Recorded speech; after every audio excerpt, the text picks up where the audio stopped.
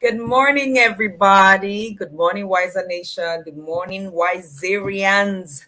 Good to see us all. Thank you for being here. Anthony, Nkemjika, Lucky, Kayode, Augustine, George, Kingsley, Augustine, Evie, Ogosa, Marvi, Gaius, Lacey, Emmanuel, Donna, Chinwe, Chidima, Chinyere, Chi Grace, Chi Christiana, Chi Charity, Chi Anthony. Good morning to you all. Happy to see you here today. Chi Anthony, welcome. Glad that we could make it. We are honored that we have the privilege to be alive again. Damaris, Maureen, I think those are the names I see for now. Mommy, good morning. Nancy Oamen, glad to have you here with us today. What a privilege. Blessing, Chinedu, welcome. It is 27th of December. It is 27th of December. Wow. This is instructive to some of us who have been struggling to start certain ventures, and we're worried, as it were, about how it will go. Oh my gosh, should I start? Hey, oh, should I start? Oh, should I? Guess what? We're already on day 27 of Wiser. It's almost over. We started. And here we are, almost done. David Babale, good to see you. Good morning. Motola Isi, good to see you. David. Thank you for what you did and what you do. David, I know you didn't want me to say this, but please let me just say David was one of our sponsors this year that just sent us one kind of money like that. Thank you, David. Thank you. Beauty Coat, my love. Good to see you. So, some of us have been so scared, so worried about starting. If I start, gosh, the journey. Just start. Just start. Now, there is a place of planning. There is the place of planning. I always say, I've recently begun to say to myself that truly planning can only take you so far. Planning can make things sort of easier, give you perspective. Planning can give you speed when planned right. But there are some things planning will never cover for you, which is what we call possibilities. You can plan, and there will still be one or two things that might come up that you never envisaged. But guess what? You will be on the journey nonetheless. That's why we don't really believe in failure. We say you would win or you will learn. And if you learn, it means you still won, that you still took something away. So I win and I learn, or I win or I learn. Whichever way, we win. So let's jump into Proverbs 27 for today. Oh, I must mention, for some reason we've not been able to reach Dr. Kafi since yesterday. And now that's the thing about planning, right? I kind of, like, I sent her a message this morning to say, look, we love and respect you, not, in fact, even more, that you are just an ageless queen. You're still doing all that you've been doing for these years and you haven't aged a bit. If we had thought about it or researched a bit more, we would have seen that this is peak period. She's been performing on stage back to back at all these massive shows this season. So it's okay if after one show last night, she's not able to get up this morning or hasn't touched her phone. And I'm sure she also committed thinking she could. And guess what? That's life. We understand. We totally, truly, completely understand. We all know what it's like to mean to do something good, but at some point you're just a bit incapacitated because life happens. That's not the time to sit down and while and that's the time to find other ways to make it move. If by some chance she joins us, which I'm still a bit optimistic, if she comes in at some point, it'll be yay. If she doesn't, guess what? We'll still send her love and light and more grace for the work ahead. So, Proverbs chapter 27. Let's go. We're reading the message translation of Proverbs chapter 27, as is our common practice. Don't brashly announce what you're going to do tomorrow. You don't know the first thing about tomorrow. Tell us about it. We'll read through the entire chapter and then we'll pick some verses to spotlight. Don't call attention to yourself. Let others do that for you. I know somebody will start asking, so how do we strike the balance between what we said some days earlier about attracting, calling attention to yourself? Don't worry. We'll talk about this together and see how it goes. Verse 3, carrying a log across your shoulders while you are hefting a boulder with your arms is nothing compared to the burden of putting up with a fool. Wow. 4 says, we are blasted by anger, swamped by rage, but who can survive jealousy? Oh, wow. We're going to make some notes, take some notes about this. A spoken reprimand is better than approval that's never expressed. So, this one very quickly, if there is anybody who has been good to you, kind to you, or done something that you approve, please say to them, thank you for doing this. Oh, I approve this. Oh, this is great. Instead of just reprimanding. That approval should be expressed. Verse 6, the wounds of it from a lover are worth it. Kisses from an enemy do you in. When you've stuffed yourself, you refuse dessert. When you're starved, you could eat a horse. People who won't settle down, wandering hither and yon, are like restless birds flitting to and fro. Just as lotions and fragrance give, beg your pardon, just as lotions and fragrance give sensual delight, a sweet friendship refreshes the soul.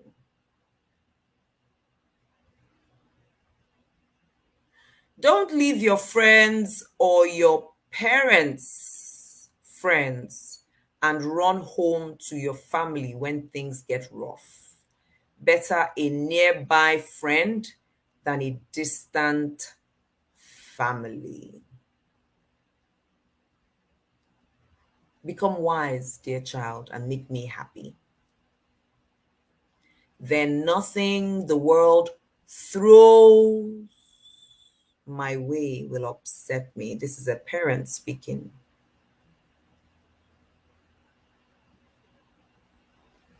A prudent person sees trouble and ducks. A simpleton walks in blindly and is clobbered. You know, one thing we say we love about wisdom is that she repeats herself. She says it again and again and again so that we know. Hold tight to collateral on any loan to a stranger. Be wary of accepting what a traveler, a transient, has pawned. Be wary if they are moving across your town. You may not be able to find them again. So be careful what they've given to you to hold in lieu of something they've borrowed. If you wake your friend in the morning by shouting, "Rise and shine, my neighbors," it will sound to him more like a curse than a blessing. It's just 4 a.m. For goodness sake. Stop rising and shining me. I'll rise and shine at 7 o'clock. A nagging spouse is like the drip, drip, drip of a leaky faucet. You can't turn it off. You can't get away from it. Oh my gosh. You use steel to sharpen steel, and one friend sharpens another. If you care for your orchard, you'll enjoy its fruit. If you honor your boss, you'll be honored. Just do it sincerely. Don't do it from a place of sycophancy. Find the truth within that boss, no matter how horrible he or she is, and honor. Just as water mirrors your face, so your face mirrors your heart. Hell has a voracious appetite, and lust just never quits. They're always looking for what to consume. The purity of silver and gold is tested by putting them in fire. The purity of human hearts is tested by giving them a little fame. A pound on a fool all you like. You can't pound out foolishness. Foolishness doesn't go by beating. Stop beating the person you think is foolish or is doing foolish things. That's not how it goes. Know your sheep by name. Carefully attend to your flocks. Don't take them for granted. Possessions don't last forever, you know. It's people that matter. And then, when the crops are in and the harvest is stored in the barns, you can knit sweaters from lamb's wool and sell your goats for a profit. There will be plenty of milk and meat to last your family through the winter. So when do we prepare for the winter? In the summer. Oh, people of God, people of God, people of God, people of God. Don't we just love wisdom? As in, even if we read no deeper interpretations to some of the things we just highlighted, guess what? Some of them are so self-explanatory. Imagine if you read this every single day. Just read one chapter a day. Guess what? You can make it happen. You can decide that it could be something you would do. What I did 2011, 2012, 2013 was I downloaded the audio Bible on, was that Android?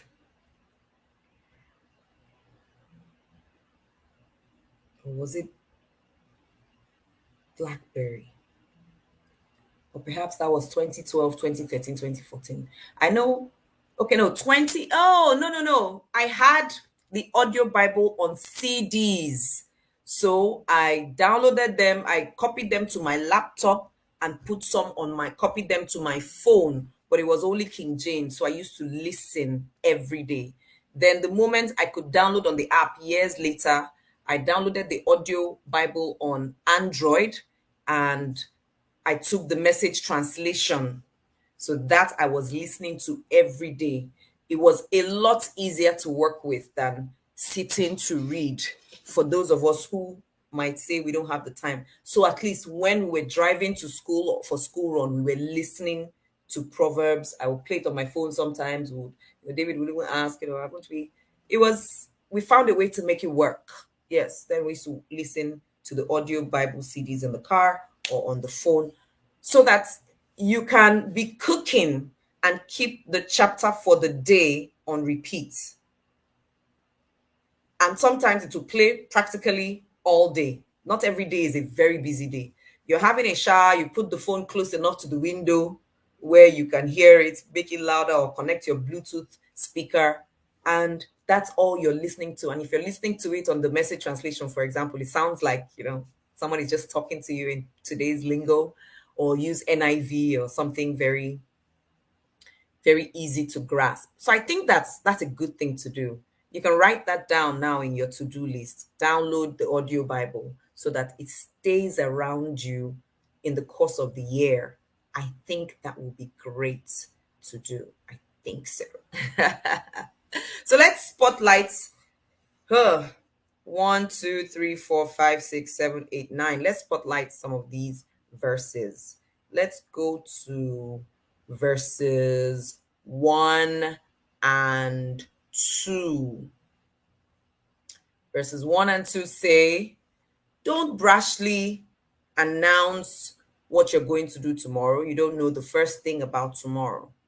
So how do we strike the balance between this and planning? For example, we announced that Dr. Kafi will be here.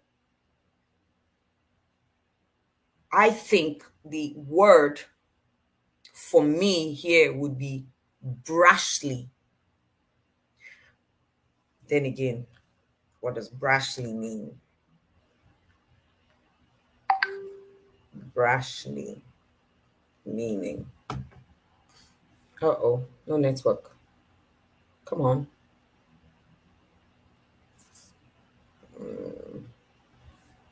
Impertinent, impudent, tactless. Wow.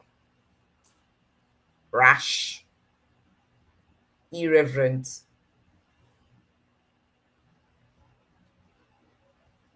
abrasively, rudely.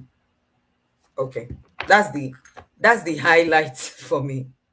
Don't do it rudely, possibly without doing your research or without going through the planning process. This, in my opinion, is different from talking about what you have structured, what you have planned for. There is also somewhere later on in the Bible where Jesus was speaking and he says, you don't know tomorrow. So rather say, I will do this tomorrow by the grace of God. We have somehow lashed out on this by the grace of God, by the what do you call it? By the special grace of God. That John Obidi talked about that, by the grace of God, by the special grace of God. So many times we have abused it to the point where when people say by the grace of God, usually it means, if somebody says, I'm coming to your house tomorrow by the grace of God, more often than not, it kind of means I won't come. But well, if you see me, thank God. But when Muslims, for example, say anything, I will come over to your place, inshallah. I will do this, because they are practicing that thing that the prophet Jesus said. Because it's by his grace, really. So let's strike the balance. It's always a balancing act. Don't not say by the grace of God because you don't want to sound like you're being over spiritual. It's still okay to say yes, by the grace of God, because it is by the grace of God. It's like saying, I don't want to do good because everybody who has been doing good gets beaten up. Still do good. You know what I mean? Still say by the grace of God. And if it doesn't happen, learn, grow, give thanks. There is a reason, there is a purpose, right? Understand it. Even though some things don't seem like they have a purpose. That's where I now say,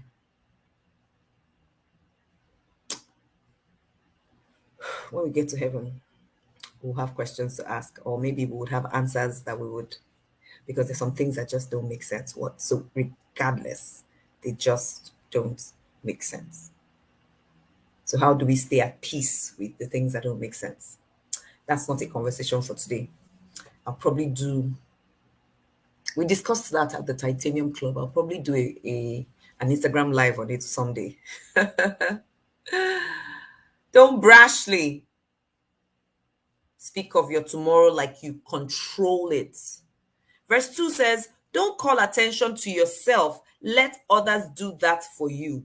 Meanwhile, earlier in the month, we had said, position yourself for people to notice you, get noticed. So, what's striking the balance? One tool first, one tool, testimonials.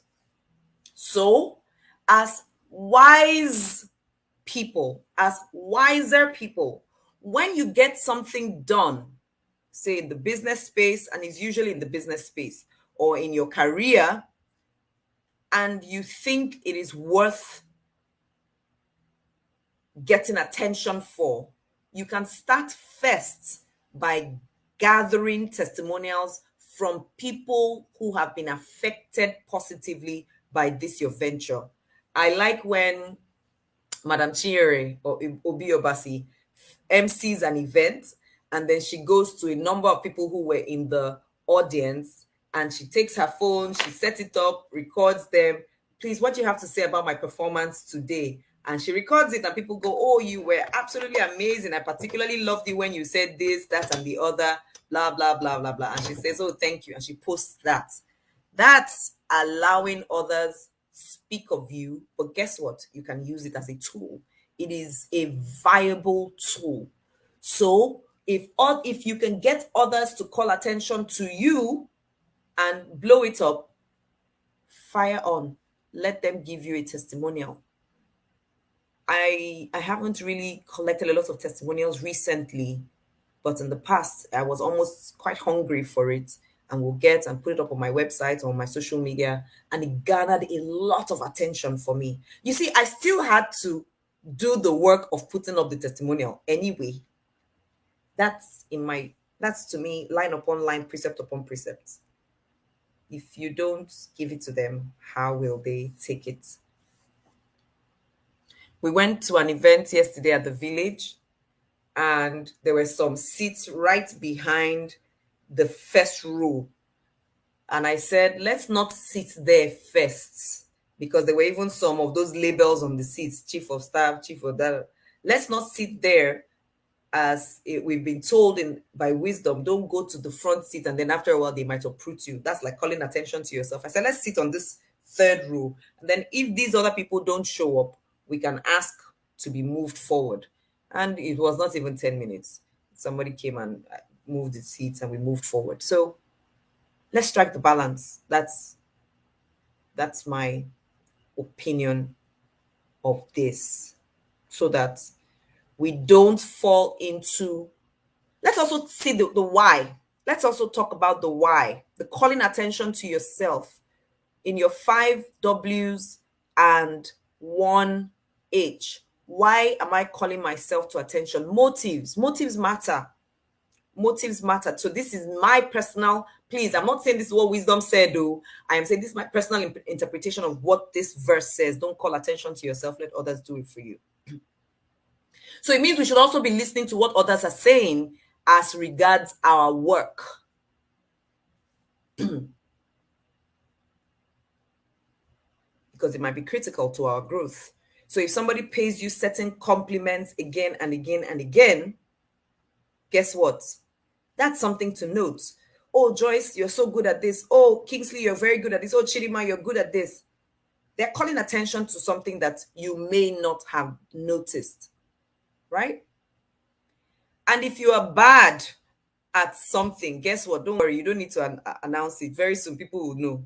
You know, some people stand up and say things like, well, you know, my voice is really squeaky and cranky this morning, so just don't notice my voice. Or you don't notice my voice. Don't listen to my voice. Listen to the lyrics of the song. Girl, boy, if you're bad, we will know within the first minute. Just you keep singing. Don't stand up. Now, this is a purely public speaking tool. Don't get up and say, well, I didn't have enough time to prepare. I was only told about this yesterday, so well, just bear with me. Now, when we do that, we think we are allowing, we think we are asking people to take it easy on us. No, actually, when we do that, when we call our attention to ourselves in that way, we are giving people reason to call out and notice all our errors. It will be a lot easier for them to notice errors. First of all, you say, I wasn't prepared. Hmm. Yet, you are the vice chairman of the committee. So, what did they ask you to say that you needed 2 days to prepare? Isn't it your job? Your chairman was supposed to come, she didn't make it. Or your chairperson was supposed to come, she didn't make it. Now, in 2 hours, they told you the vice chair to come. That's why you are a vice chair. You should know what's happening. Then you come and say, well, my chairman just told me only 2 hours ago, so I didn't really have time to prepare. And I'm like, okay, keep going. Then when you make your first boa, we'll now say, anyway, you have told us already that you were not prepared. So you, let me start checking my WhatsApp messages while this one is up there, wasting our time with her unpreparedness. Don't do that. Don't do that. In public speaking, I always say, don't do that. Don't tell people, oh, please, my voice is so bad. Let me just just start speaking. We will know that your voice is bad, and we would we will forgive you along the way. Verse 4. We are blasted by anger, swamped by rage, but who can survive jealousy?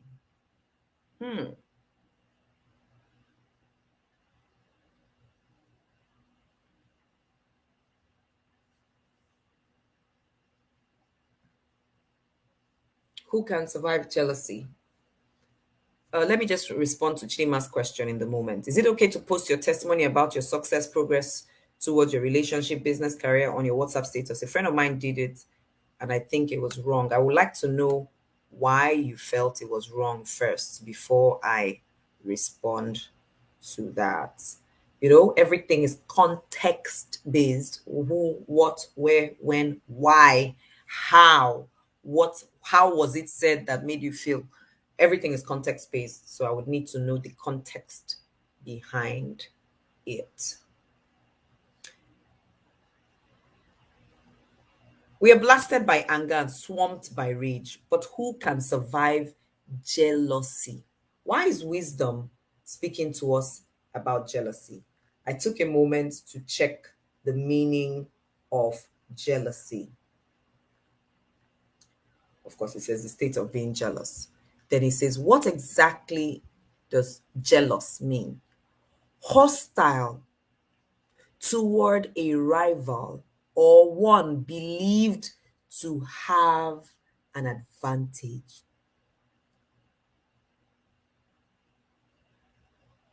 Then I checked, what is the cause of jealousy? Now, here is the tool, or here is the thing.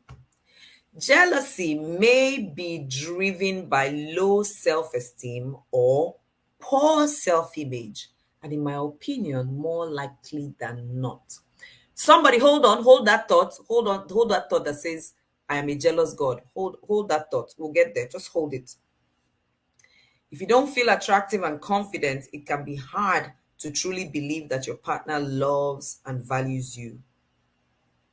Other times, jealousy can just be caused by an unrealistic expectation or unrealistic expectations. May be driven by low self-esteem. Do you ever find yourself jealous about anyone? Check it. It may be showing you of a flaw within you. And that's why you feel jealous of this person. They have an advantage over me. If they didn't have if their father was not, if their mother was not, if they didn't open that door for them, won't they have? See me now. Nobody. That speaks to some poor image of self. Because you could actually look at that same situation and say, time and seasons. It's their time. I'm happy for them. You could actually say, well, if his father's name opened door for him, his father had done good work. I'm happy for them.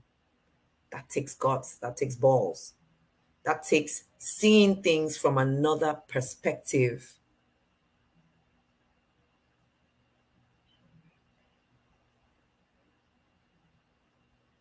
That takes seeing things from another perspective. So jealousy might be showing that you who is feeling jealous, me who is feeling jealous, I have not asked deeper questions as to how this person got there. I'm only taking things on the surface, you see? And wisdom was saying, like, we should be like scientists who dig deeper, who ask what, where, when, why, how. That's on the one hand. On the other hand, it's rejoice with them that rejoice. The person is rejoicing now, rejoice with them. Simple as that person, that person's dream just came true. That person's desire was just manifested. The high road is to rejoice with them and do it sincerely. That I know how I will be so glad when my prayers are answered. Her prayers just got answered. God, thank you. His prayers just got answered. Thank you. As in, I can only imagine their joy. See, that's growth. It takes a big person to be able to get into that state. To just say, I rejoice with them. And wisdom has said it in different ways. Don't laugh when your enemy falls or when the person you don't like falls, because there are also questions around that you've not been able to answer.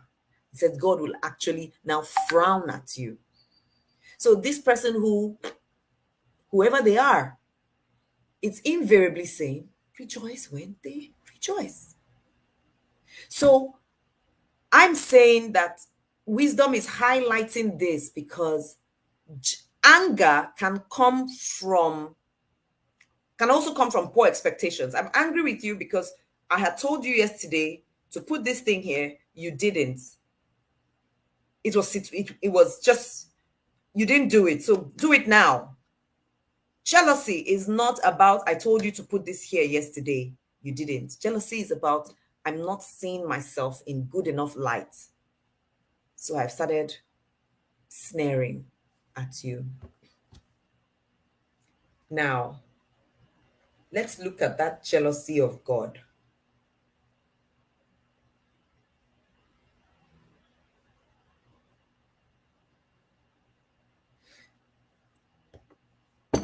I'm just reading something I pulled up from the internet here. It says, jealousy has stronger emotions attached. It's no coincidence that jealous comes from the word zealous, which means ardent devotion. The first use of jealous in English were attached to biblical devotion. Now, if we check for meaning, the Old Testament is written in what? Hebrew or Greek? Hebrew. Hebrew definition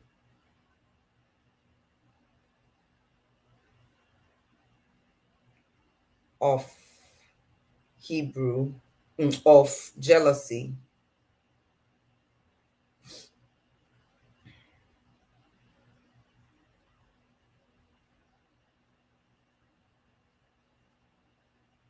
What does it mean?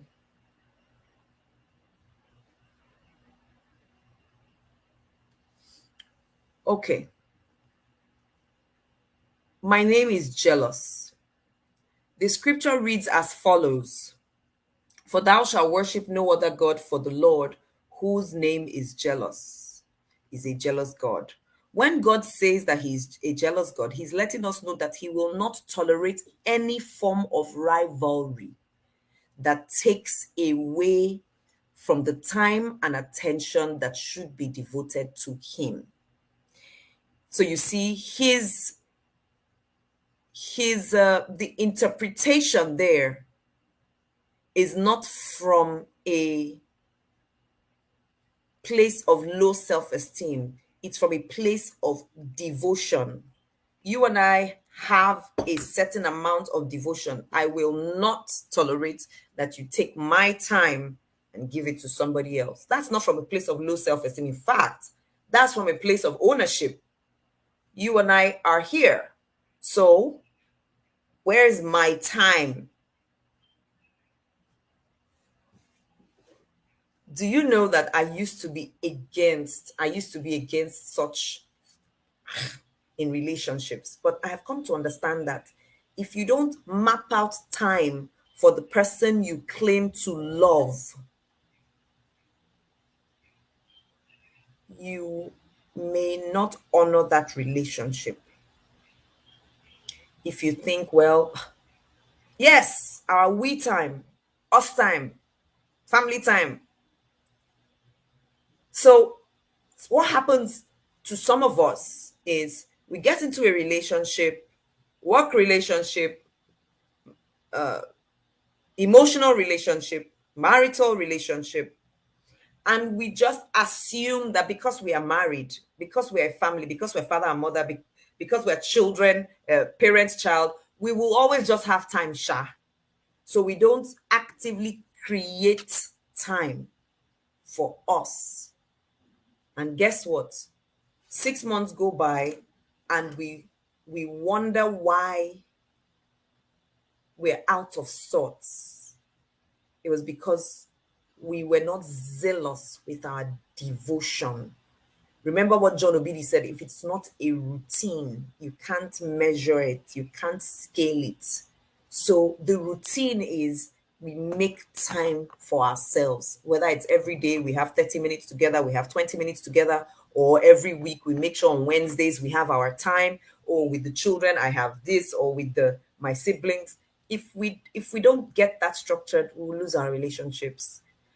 Losing the relationship doesn't necessarily mean that the relationship will scatter, will break. It's just that we will not have the optimum. So we might still be living together, but we're so apart. And more often than not, check it. Commitment to devotion. Commitment to devotion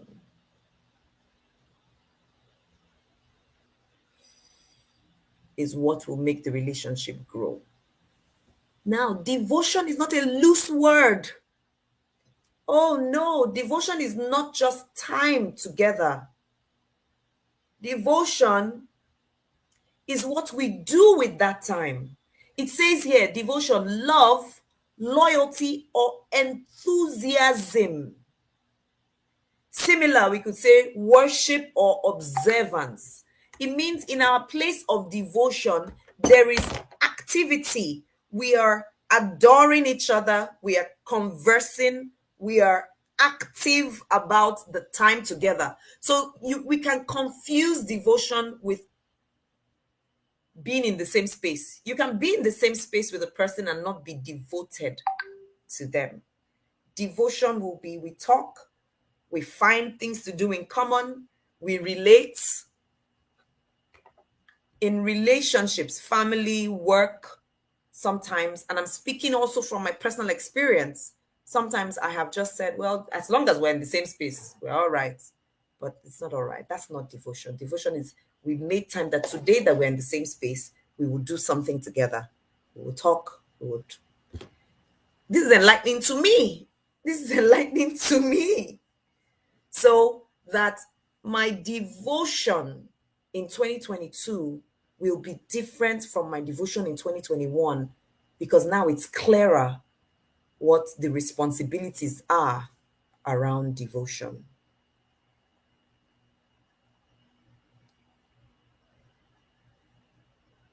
So the next time you find yourself in a place of feeling jealous, know that there's a self-esteem gap. First, you're not seeing yourself as valuable, as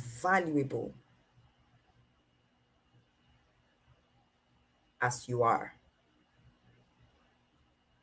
At that time, quickly check the tool for enriching your self-esteem. You can simply Google how to grow, how to increase my self-esteem. You can do that. You can also join the Titanium Club, as in We are not running anymore, but all the information of Titanium Club 2021 is in a Facebook group. You can join it, go to the month where we talked about self-esteem, watch the videos there, do the what did we say? There were some clear action points. Do the action points, see the routine, and anytime you feel out of sorts, go back to that routine to increase your self-esteem. And I think self-esteem is dynamic. It's not static that, oh, I had high self-esteem when I was a child, when I was a teen, and it continues. No, you might have had great self-esteem last year, 2021, and in 2022, because of the new ventures or the improved routines you want to get involved in, you would need to up your esteem again. You would need to adjust your self-esteem to this new venture. You might have felt fantastic being a supervisor on a team. Oh, I can do this. Next thing they say, you're going to be acting general manager. And you're like, me? Acting general manager? Oh my God, I can't do. Please, they should leave me in supervisor where I am. Acting general means I'll not be involved with all these people. Hey, God. And they will, you know what I mean, right? So esteem is how you regard yourself. You feel you regarded yourself high enough for the role of a supervisor, but not for the role of an acting manager. So now you will need to go back to that tool and see how to grow your esteem for the new role. So yes, many times fear and self-esteem, depending on the situation, are linked. Fear, I say fear is an indicator. Fear is like one of the lights on your dashboard. Fear just is a blinking light. It's telling you to check something. Fear might be asking you to check your self-esteem. Fear might be asking you to check whether you have read. Fear might be asking you to check if you closed the door. Fear might be asking you to check if you've put the bullets inside the gun. Fear is a blinker in itself. It is nothing. It is just an attention grabber. It's asking you to check something. It's an indicator of something deeper. Fear cannot stand without something underneath. It's like a symptom of something else. Fear is a symptom. You have a headache because something. So sometimes we just take Panadol and the headache goes, but we have not fixed the problem that caused the headache. The headache might be because your eyes have been on the screen for 16 hours straight. So you've taken the Panadol, the headache is gone, but your eyes are still on the screen. Something is still going wrong with the eyes. That's what fear is. It's an indicator of something. You have a headache, it might be because you haven't slept well in 48 hours. So you take the Panadol, the headache goes, but you're still a bit groggy. What your body is telling you is this pain is telling you that something is on the line. And guess what? Sometimes you have that nasty headache and you just sleep. And after you slept for 8 hours, you get up and the headache is gone. So was the headache the problem? No, it was the sleep. That's what fear is. Fear is never really the problem. It's an indicator of something else. So whenever you find yourself afraid, ask, what is this fear indicating? And you'll find it.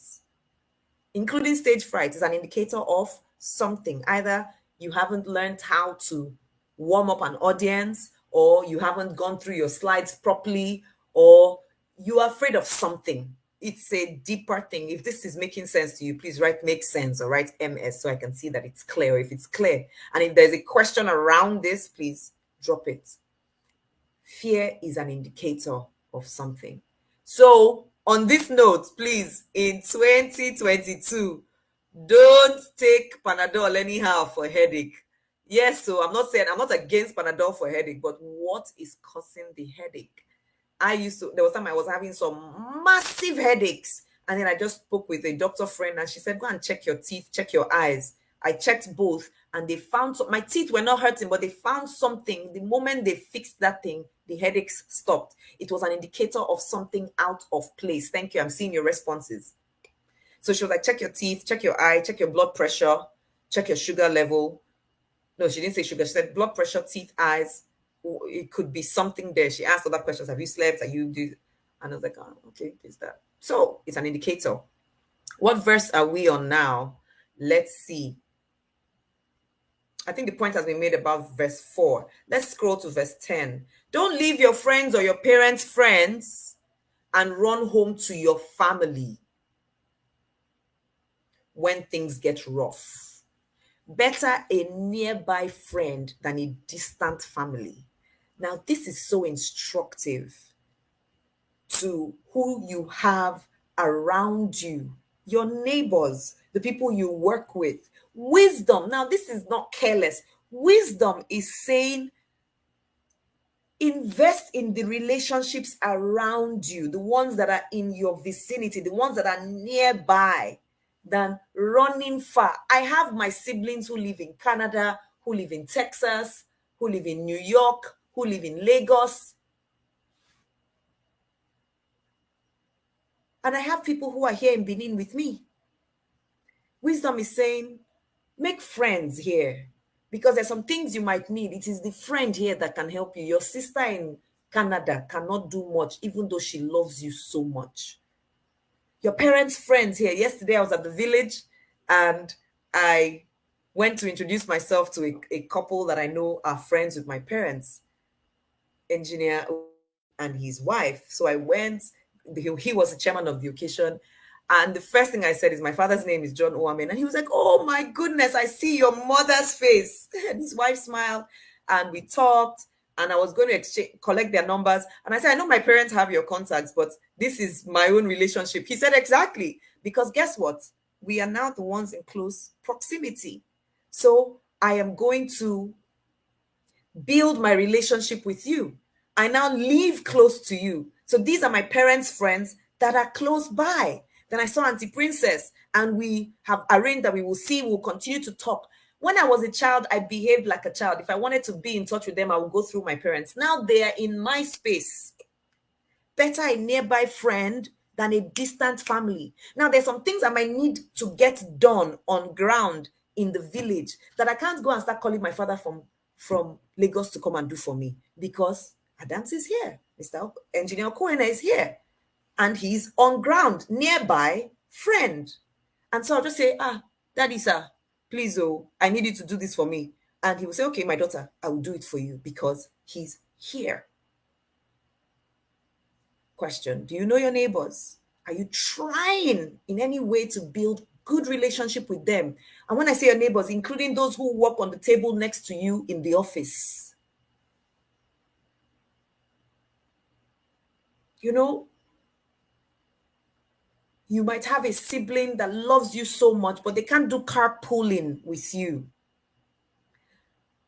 I find it, when I hear people say like, oh no, times have changed these days, you can't just let your children go anyhow.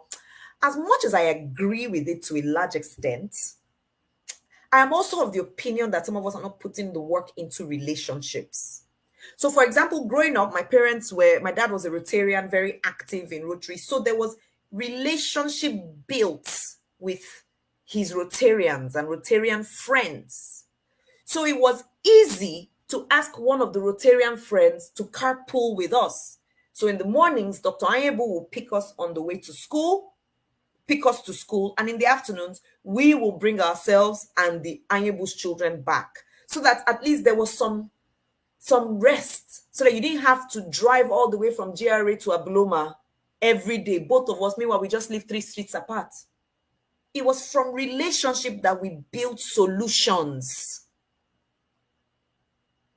It was from relationship that we build solutions.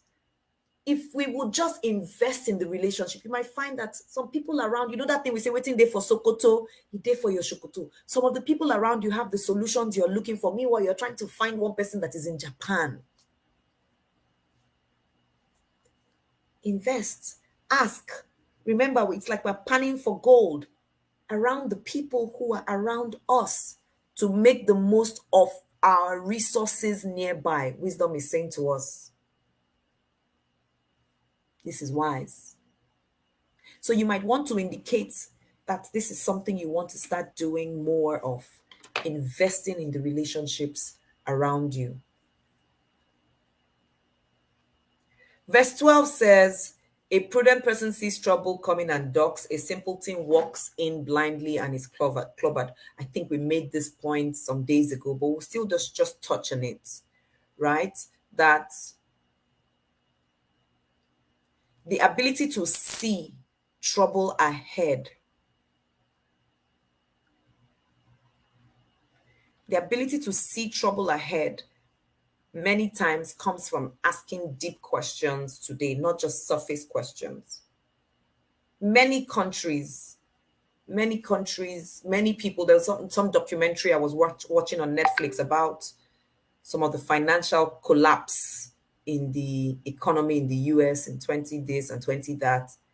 Now, there were some individuals within those financial organizations that had said, with the way we are giving these cheap loans, we're giving these cheap housing, these cheap mortgages, this, that, there will be a collapse. So if we continue like this, we will collapse. And the guys and madams, stop that. No, stop that. Nothing will happen. Well, okay, Odeshi. And they're like, see, look at the trend. Sometimes the information is too much for us to look at. So we're just like, don't worry, God is in control. And so when the crashes were happening everywhere, it was like, oh, and this person mentioned it too. You know, it's those people who check deep that might be able to see. That's why wisdom is saying prudent, the person who takes the extra time. There are indicators that a relationship might fail if we are prudent enough to identify them and address them. There are indicators sometimes that a business venture will fail if we just look the way our expenses is more than our inputs and there is no inflow, there is no investment coming in, those kinds of things. They're indicators, but sometimes we don't see them. If we check that in 6 months we have had no time for devotion with each other, it's telling us that be careful, that relationship might run into big trouble soon. So it's for us to come back and say, okay, when is our us time, our me time? When should we have our financial review? I had a conversation with my accountant on, was that Friday. We were on the phone for about 40 minutes looking through our accounts for the year, and we were seeing where the gaps were. Oh, see what happened there. Oh my gosh. Oh, see what. Oh, so what are your recommendations? And she was saying, okay, I think you should do this, you should do that. Meanwhile, guess what? They had sent me some recommendations the past 3 months that I had not opened. I had not checked those emails at all. Come on, Joyce. She was like, Joyce, if you're not looking at those things, if you looked at them, you wouldn't have entered this by now. I was like, I know, gosh. But it's not enough to I know, gosh, and cover my eyes. It's now to open them and understand and stop running away from what looks difficult. There were some of those reports sent, but because of how they would speak the accounting lingo, sometimes I just be like, I beg. Oh, Olabisi will deal with this. Choice, you will hurt yourself. You will what? You will hurt yourself. Go and do the work of looking. Open that report, and anything you don't understand, call us. She was like, guess what? You are even entitled to 30 minutes review of the report sent if you don't understand a few things. And I was like, yeah, that's true. So every report that comes, as soon as you look through it, if you don't want to bother your head about what does this mean, or do, in fact, just tick the questions and call me and say, okay, let's have our review. What does this mean? What do I do? A stitch in time? A simpleton will walk in blindly to issues because there was no effort to look closer. And sometimes there was effort, but the effort was not enough. Sometimes you can't look by yourself. Sometimes you need a lawyer to come and help you read that agreement that they sent to you before you sign and send back. And just don't say, no, they sent an agreement. Don't worry, let me just sign. There are times that as a simpleton, you may not look. You may not understand the language. It was too difficult for you. Call somebody who understands this language. Call somebody who wants to understand, who understands this language.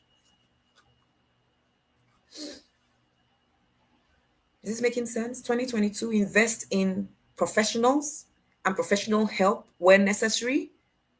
Before you sign, look again, check your calendar, be sure that you can commit. We're about to close. Oh, well, we're getting there. Verse 21, let me scroll to 21. It says, the purity of silver and gold is tested by putting them in the fire. The purity of human hearts is tested by giving them a little fame. John, I'm still quoting John Obidi, who said his personal prediction for 2022 will be the fast rise of self-made thought leaders, something like that. Meaning, for some people, fame will come. It will test our hearts. Because not all the time, but quite often, fame comes with money, and vice versa. It will test our motives, it will test our hearts, it will show us, it will reveal to us where we really stand.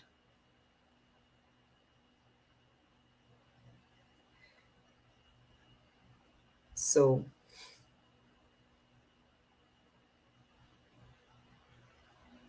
let's be ready. Let's be sure that we're ready for that kind of acceleration that might bring fame. I pray that when we get into the places of fame, it will be for good and it will bring good results, that it won't bring destruction to us. The person who hasn't dealt with self-esteem properly, when put in a famous situation, will look for substitutes if they don't address the self-esteem issues. They will look for stopgaps. They will look for quick fixes. And that's why many people get into fame. Fame now. I'm not even talking about money. And that's what the wisdom is saying. Fame, where everybody knows them and wants to be around them. And they start substance abusing because they're trying to close the gap. Oh my God, those people are looking at me. I hope they won't see that let me just take something that keeps me high so that I can deal with it. So you see a lot of performers before they go on stage. It's not just about the kind of performance, it's to deal with an underlying esteem issue. So they take something to help them just go through. You know me and stage fright. All those people looking at me, 1,000 people looking at me. I beg, let me just do quick. Let me take this, so I'll just go up and perform quickly and come down. Before you know it,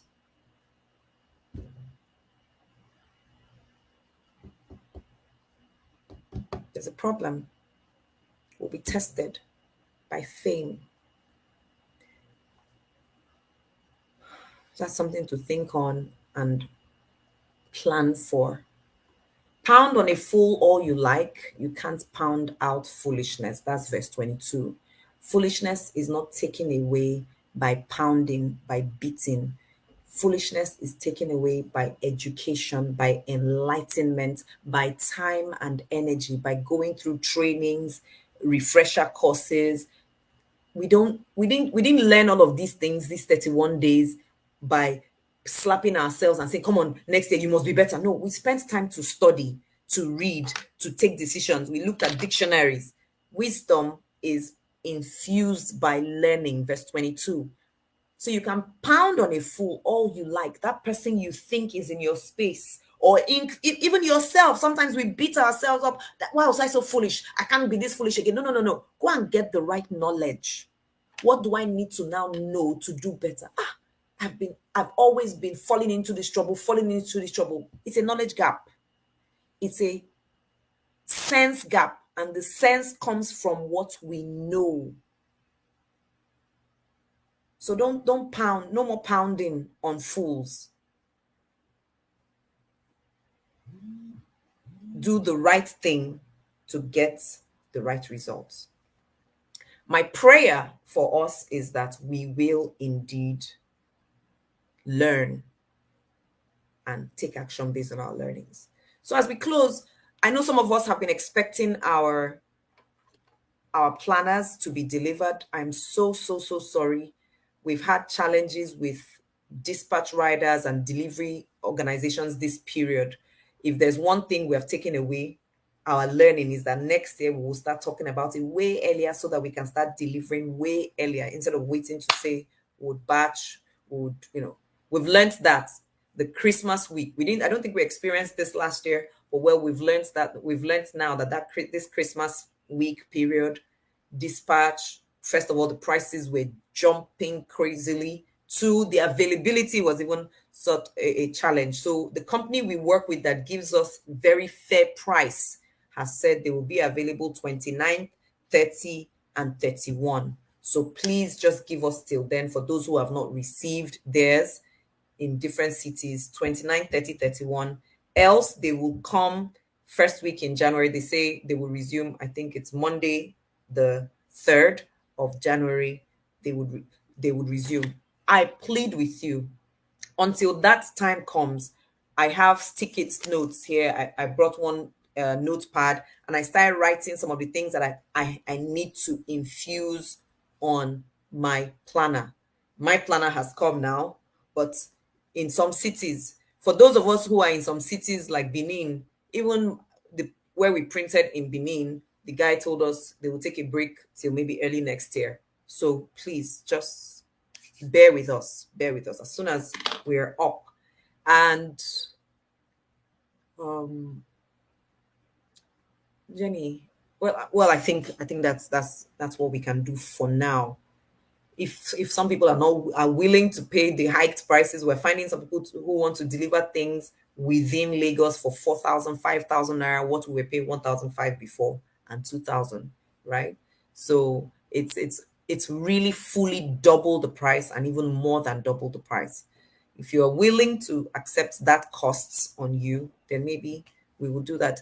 Nancy Idehe, are you here on the call? If yes, Davis Faith has been asking how to join the WhatsApp groups.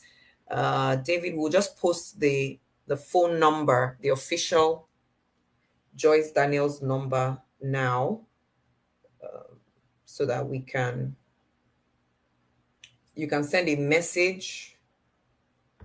It is 0802 878 5916. Please just send a message to this number and we will attend to you. And so anybody who would like to join the WhatsApp groups, join the WhatsApp community, please send, Nancy is here. Please send a message to that number. Nancy, I hope I posted the right number. Yes, I did, 5916. And we will attend to you immediately.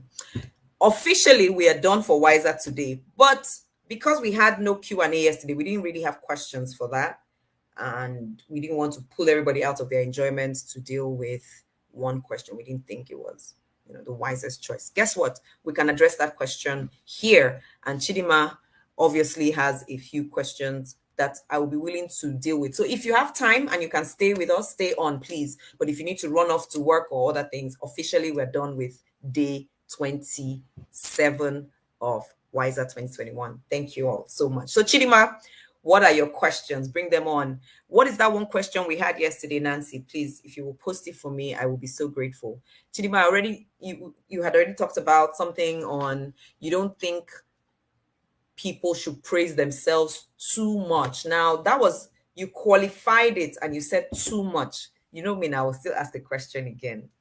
What is too much? What exactly did the person say? So if I write in my WhatsApp status, today, the 11th of November, 2021, I mark 14 years as the quintessential master of ceremonies. I have emceed over 1,000 events. I have trained over 1,000 masters of ceremonies. I have grown in my earnings from 5 figures to 8 figures or 7 figures. I have covered events in over 25 cities of our country. Wow, Joyce, you try. Would that be considered too much? If it's considered too much by anybody, I would think it's that person who has a challenge. I just stated all my truths. I have been here for 14 years. I have done events in over 25 cities. I have changed my earnings. I have trained over 1,000 people. That's just me reeling out what I have done. I'm saying what I have done. And guess what? Someone will read that and say, if you've done 1,000 events, you're the person I want to work with. But if I say things like, let's switch it. Remember, it's 5 W's and 1 H, how it is done. If I say things like, oh my God. No, no, no. Now, even if I say, I am the best MC you have ever experienced, that's my opinion. And I don't even feel like I'm bragging. I know I'm the best. I've watched many other MCs. They're not rich. They are not reaching me. Hello? They are not really reaching me. But you see why they are not reaching me? I've had the experience, I've done the studying, I've taken the feedback. And if I find somebody who is better than me, guess what? I learn from them. All the times I've been privileged to watch Alibaba or co-MC with him, all I'm doing there is taking notes. How did he say that thing? Oh, yeah, I don't write. What did he do there? Oh, I don't copy. Why do you think I invite Alibaba to come and speak at my events? So that I can learn. I can learn. Oh, if I ever have to co-MC with anybody who has been on stage longer than myself, Eugenia Abu, Ebere Young, mention the names. The moment I hear this is my co-MC, I've entered student mode.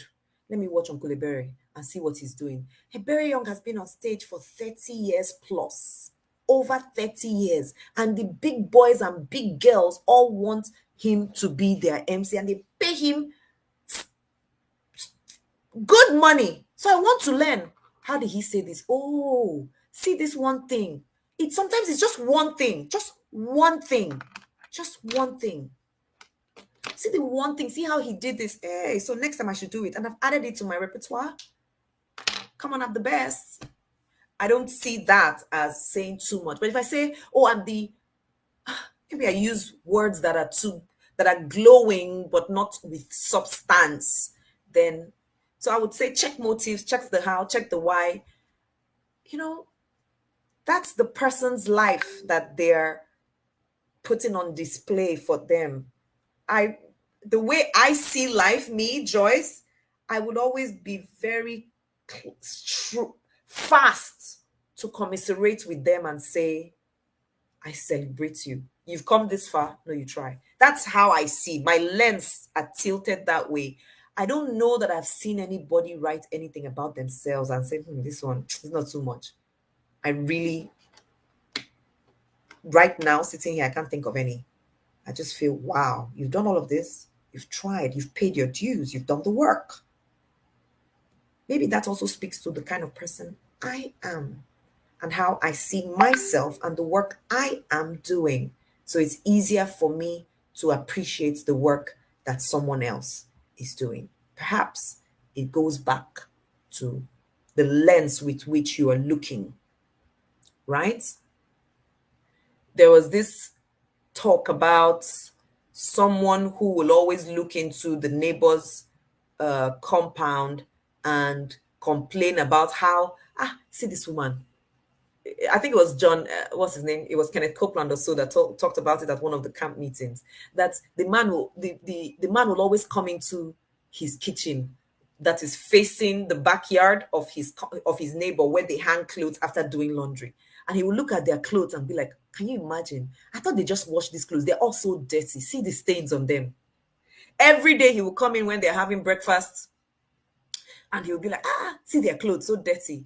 Then one day he came in and said, today our neighbors washed their clothes clean. Praise God for them. His wife turned and looked at him and said, I cleaned the window. The window was dirty. So he was seeing their clothes as dirty. I'm not saying this is the case. I'm saying this could be a case. If I'm not able to talk about my truths it might be more difficult for me to accept somebody else talking about their truths. It might be a lens issue, right? So let me look at those questions that came in. How do you know the books to read, message to read, seminars to attend with so many of them out there toward personal development? Chidima, my coach says something which I'm going to say first. The answer to every question is in the question first. Chidima, you can answer this question. We have talked about one tool from day one. You can answer this question. What information do I need for my life this month? What challenge have I had in my life that I need to fix? Okay, I need to fix my finances. So, what seminars am I going to be looking for? Financial development seminars. Who should I go to? The person who has shown track record, preferably, of fixing this problem. What are the testimonials that have come out from this program this person has been talking about? Then, so who are the financial gurus in Nigeria? If you Google it, some names will come out. Oh, Shola Adeshake. Hey, Tommy Balogun. Hey, somebody here will come out. Then, which of them has courses? Oh, Tommy doesn't even have courses. It's only Shola that has courses. Oh, Tommy has investment club. Shola also has investment club. Okay, how much is Tommy's own? How much is Shola's own? Where should I? Are you seeing? You are doing the work of searching to find the criteria that will fit your need.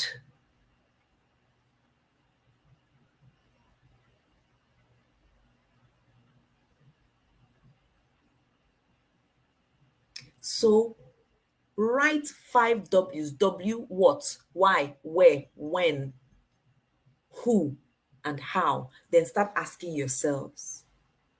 There are many things of personal development out there, but which part of personal development do I need to improve on? So, for example, last year I joined a what do you call this thing now? A correspondence course, an email list that they will send you correspondence about improving in your relationships with your significant other, because I checked that the one aspect of my life that had never really worked well was relationships. I've broken up with everybody I have dated or married. Meanwhile, my job has been good. My career has been soaring. My relationship with my son, excellent. But every relationship will break up. And guess what? I'm always the one leaving. That tells me where I should be focusing on my personal development. So I need to check and say the truth. Joyce, there's something wrong here. All these people cannot be mad. And if they're all mad, how come you're always finding mad people? Perhaps you're also Madina. And so I searched for relationship coaches, blah, blah, blah. But even before then, I went to do that excavating me, and I always talk about it. I went to my coach Mfonipu to even understand myself better. And then I realized where some of the gaps were, where, what was, the gap was where. And I realized that I had a lot of selfishness that I might call enlightened self-interest. But to some extent, it was selfishness, because it was putting myself first, regardless of how the other person felt. I also had that thing about, well, this is my way, this is how I'm doing it. If it's not working, leave it. I won't bend. So I had to go and study how to bend, where to bend. It's painful. I'm telling you. Oh, it's painful. It's so painful to learn how to bend at age 40.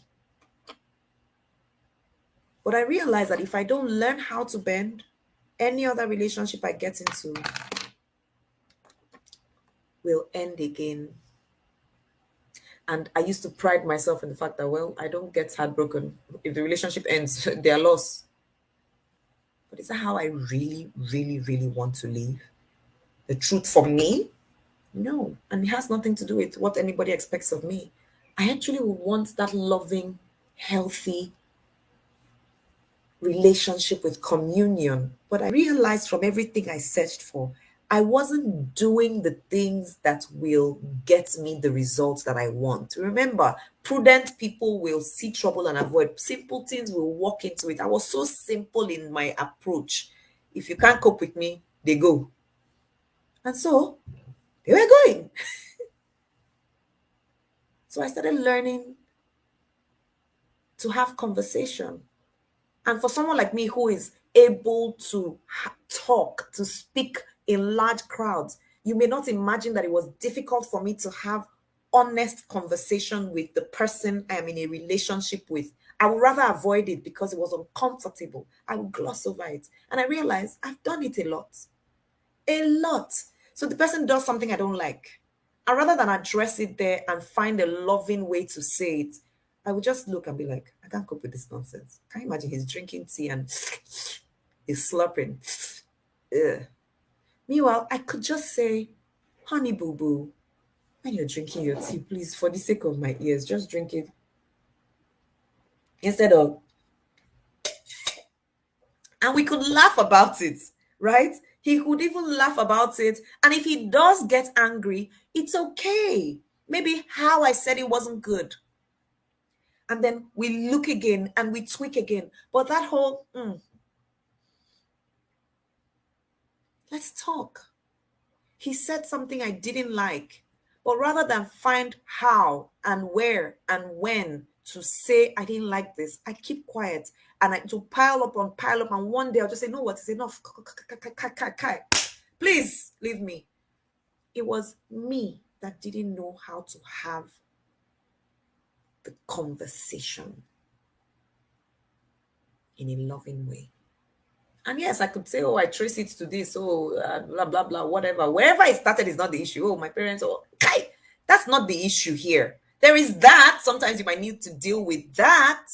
But there is also the, well, I am now 40. I can't keep blaming the what happened when I was 8. I am now 40. I'll be 40 on the 31st of January. Fix it, girl. Deal with it. That's the truth. So how do you know what courses to attend? Find what you need first. Discover you. Get introduced to yourself. Then you will now know what you need to fix. The same way someone said to me one time that I didn't know how to listen. I didn't like the way he said it.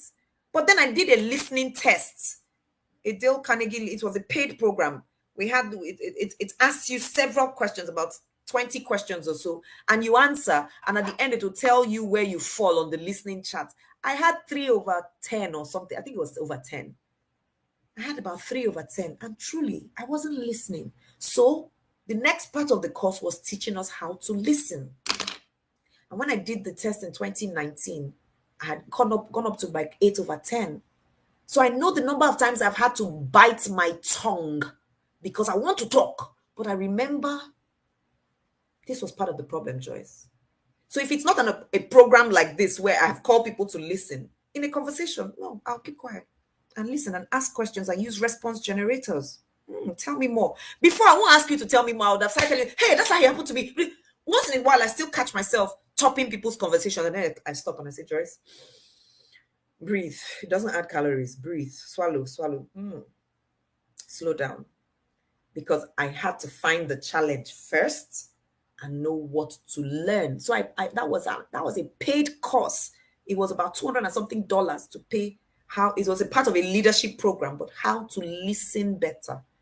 There's the place where you're listening to respond. There's a place where you're pretending to listen. There is a place where you're listening to find fault. There's a place where you're listening for something else. So there are different levels of listening, and then there's now empathetic listening where you are listening to understand. So now when some people are speaking, I'm asking, do I even understand what they're saying? I say, no, please, that thing you just said, explain it to me in another way. Because before I've just responded to you when I've not even understood what you're saying. Chidima, I hope this is helping you. So don't go look at courses. No, don't look at courses and say, oh, these are all the courses available. No. Look at yourself and say, what do I need? Then when you go out to look at the courses, you say, I only need A and B. Of these 297 courses, I only need 2 for now. Then deal with it. Mfon Epo, please write. That's the name of my coach. Mfon Epo of the Discovery Center. She offers Excavate Me. Mfon Epo. She was a speaker here last year. Mfon Epo. You can find the Discovery Center. Jenny, if you can help me write that in the chat, I'll be so grateful. Let me scroll back up and see the other question that was asked. I am a baker, and on my WhatsApp, I write out the price tags of each cake. However, I have not gotten any contracts from this angle. So I want to know if it's right to do this. It is very right to write your prices up ahead. But I will now ask other questions. What I hope the person who asked this question is here. I'm really praying so. And if it's not your question, I hope it will also help you. What other things are you doing besides putting up the price? Are we putting up good quality pictures of your cakes? Are you putting up other thought leadership solutions about the cake industry or cake business? So there's a lady, I don't look at WhatsApp status. I don't. I only go to see somebody's WhatsApp status if they say something or if I want to find a particular message. But as a rule, I don't. I do not. It is not where you will find me. I don't do it. If I'm on somebody's WhatsApp status, I'm looking for something in particular, and that's like once in a month. So that's me, because I'm trying to protect my sanity, but by not always being online. I don't do it. I don't look at WhatsApp status. I don't go to people's stories. I don't do it. And I don't feel like I'm missing out on anything. If I need something, I put it up on my status and I get answers. The other day I wanted to buy shoes and I wrote, please, I need white sneakers in Lagos or something. Guess what? I even got free shoes. 2 people. Like, ma, you need shoe. Hey, I beg, what's your size? Please choose from here. I was like, wow, this was not the intention, but I'm happy to collect the gift. Thank you very much. So let's come back to what quality of pictures might you be putting up? Please just hold on. I just noticed the question from Oluwaseyi about, can you recommend some leadership courses? No, please, nobody should recommend. Please. And here is why. We've not identified what part of leadership you're looking for improvement in. Oluwaseyi, you need to go and look into you first. Don't go and check what the leadership courses are. No, what angles of leadership do I need first? Is it general leadership? Is it leadership in business? Is it personal leadership? Please, I would want you to do that work first. Please, so that you don't now get confused with, but they said I should come to John Obidi's leadership or that. No, don't do that. Please. What results are you looking for? Then we can walk back. This is what is called backward integration. I just saw it, but let me come back. Oluwaseyi, thank you for asking, because that question is what some other people would have wanted to ask, but they have not. So you have answered it for many people. Let me come back. So as a baker, I was saying there was this lady who I ordered cake from sometime on somebody's recommendation. So I went to her WhatsApp status before ordering so I could see what she was doing there, because somebody had recommended. So I was doing my own due diligence. And something I saw, was it WhatsApp status? No, it was not WhatsApp. It was her Instagram, actually. Not only would she put up pictures of cake, she would tell you things like what you can have with this kind of cake. Or if you're having carrot cake, you can try this type of syrup or this type of thing. This is a good tea to take with this cake. If it is a chocolate cake, this is another tea or another drink. This drink goes well with this kind of cake. I loved that. I love the fact that she she was giving me ideas, and I'm a tea drinker. I have different types of tea. In fact, this December when I was in Abuja, I bought like 12 or 13 different types of teas at one store. I just went there for tea. So if she's telling me take mango tea with carrot cake, that will come better. Guess what? I'm going to buy her cake because she has solved a problem in my life. So that I won't now go and be eating my carrot cake and drinking my zobo tea when my mango tea might have been better, you see? So she did things like that. She would also talk about different toppings for cake and what you might. It was beyond price. It was value that I appreciated. So guess what? Somebody says, I'm not sure who it was now, but one of these books says, when value is established, price ceases to be of importance. At that time, I really didn't care what her cakes cost. I knew it was her cake I wanted. And when she gave me price, I paid. So imagine if she put only price, only cake and price. I may not have bought still, but she added more. So what else might your clients be looking for? How do you find out what your clients want? Send out questionnaires. Create a questionnaire. What two things would you want to see in a cake that will make you buy? Now that's where the work is. That's why many people don't do it, because it's mental work. And I may not be able to even tell you what to do, but it's somewhere. What can I do to improve this my selling? I can even tell you one place where it is. Trisha Bees. Trisha Bees. Trisha Bees. Please, somebody write Trisha Bees. Oh my God. Trisha Bees. That's one person. Second person, Paul Fo. Paul Fo.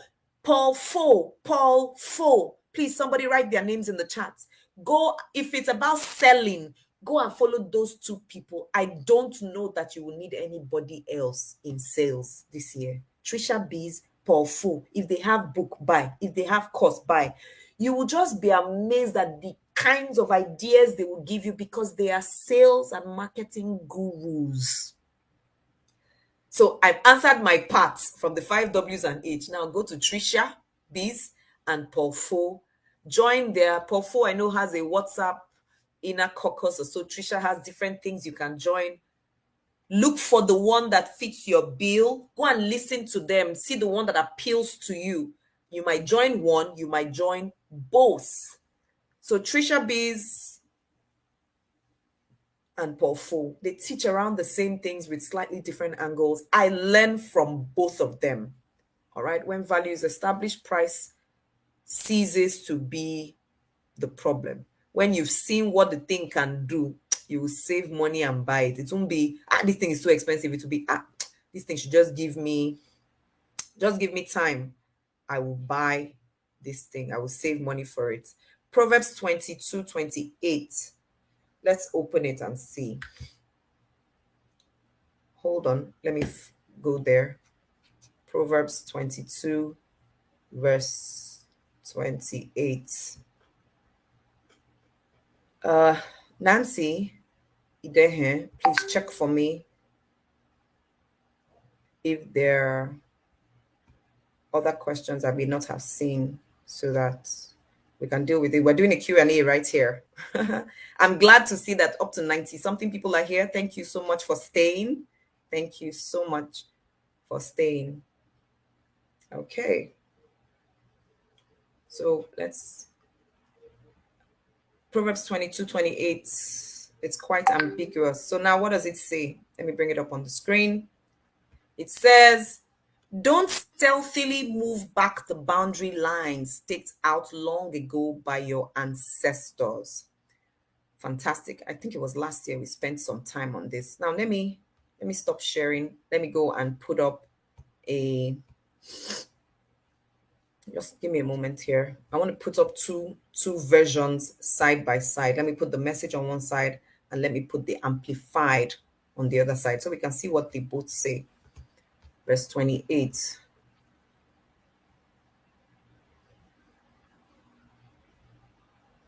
No, it's not. Hold on. Just hold on. Give me a moment, please. Please. Let me see. So here's what I do when I'm searching and I want to understand. First of all, I will check different versions, because one version might shed light that, oh, okay, I didn't see it like this.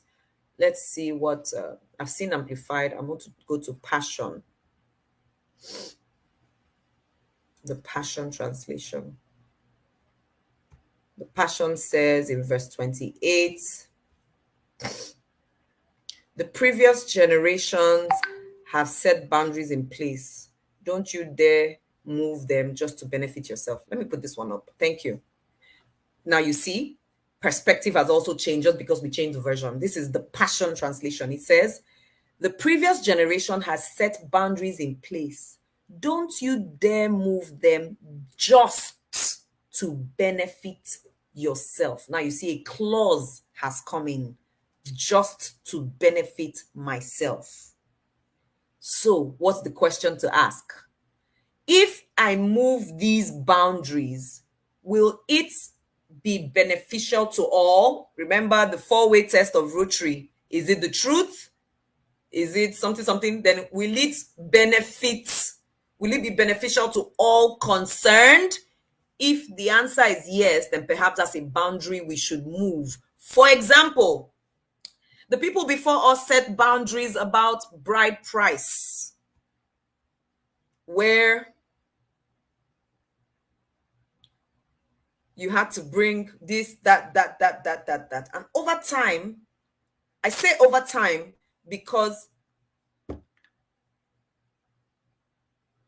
when those boundaries were set, things didn't cost a lot. When they said, bring a cow, bring 2 goats, bring this, guess what? The people in that vicinity already dealt in goats and cows and cloth and cock and all of that, right?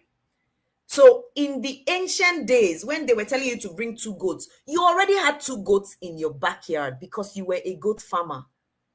Is it making sense? Or somebody in your family was already dealing in goods. I'm reading a novel right now. I started reading the novel yesterday. I always make time for fiction because fiction helps me sometimes see history, because many people who write good fiction usually fit in the truth as well.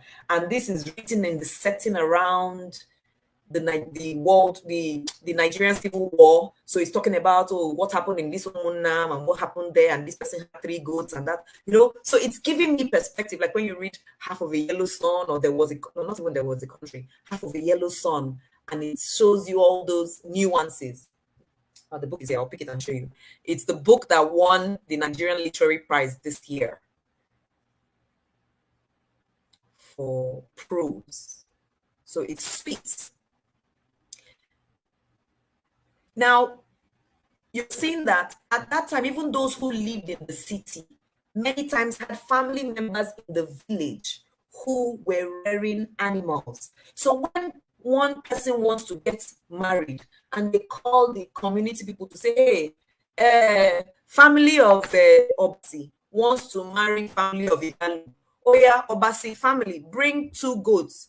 All they will do is go into their backyard, bring 2 goats, bring 4 yam. One member of their family is a yam farmer. They will bring the yam.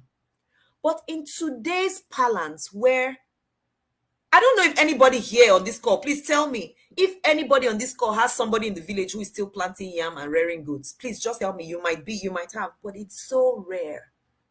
Then, because the number of people who are rearing goats and yam for subsistence in their own backyards has dropped, now you will need to go and buy yam from the market, buy goats from the market. The price is not the same as it was when you were rearing it by yourself. So bride price in the past may not have been an expensive venture. When they say bring 60 stockfish or 60 fish, you were farmers already, you were fishermen already. So to go into the river and bring the fish was not a problem. But now things have changed. To go and buy that fish, it's a lot of money to go, bring, preserve it, carry it, the yam, the cow, the goat, the clothes. Then if they said bring drink, it may not have been a store-bought drink because someone in that community was also brewing drink. But now you will have to go and buy from the store. And it's not the same price. It's not what somebody brewed in their house. They brewed it in factory somewhere, so money has entered. So what was set before as something of celebration is now killing people, killing people, killing people. When they say, have you collected lists? You people know what I'm talking about. And you now look at the list and you don't have anybody in any village in your family who is going to bring this from their backyard. You are going to have to buy it all. The economy of 68 years ago when those lists were created and now are not the same. So that's a boundary that we'll need to discuss. Remember, 5 Ws and 1 H is no longer, is still something we should use. So they might tell you that the dowry itself is still 2 naira 60 kobo or 5 naira, but the other requirements that come with the dowry might be. So you go and start negotiating. So someone reached out to me a few weeks ago and said they're having some conversations with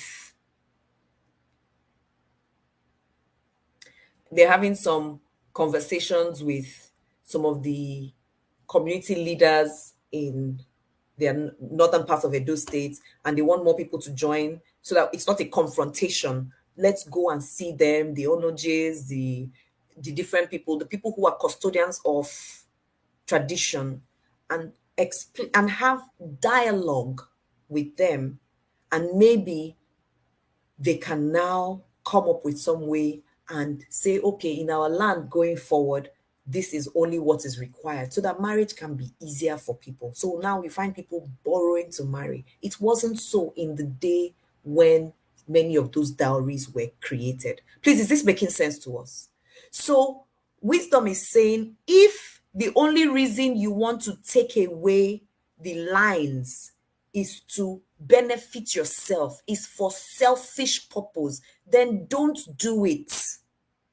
If it's something that will benefit community, then have the conversations. Someone has put another version here. What version is this?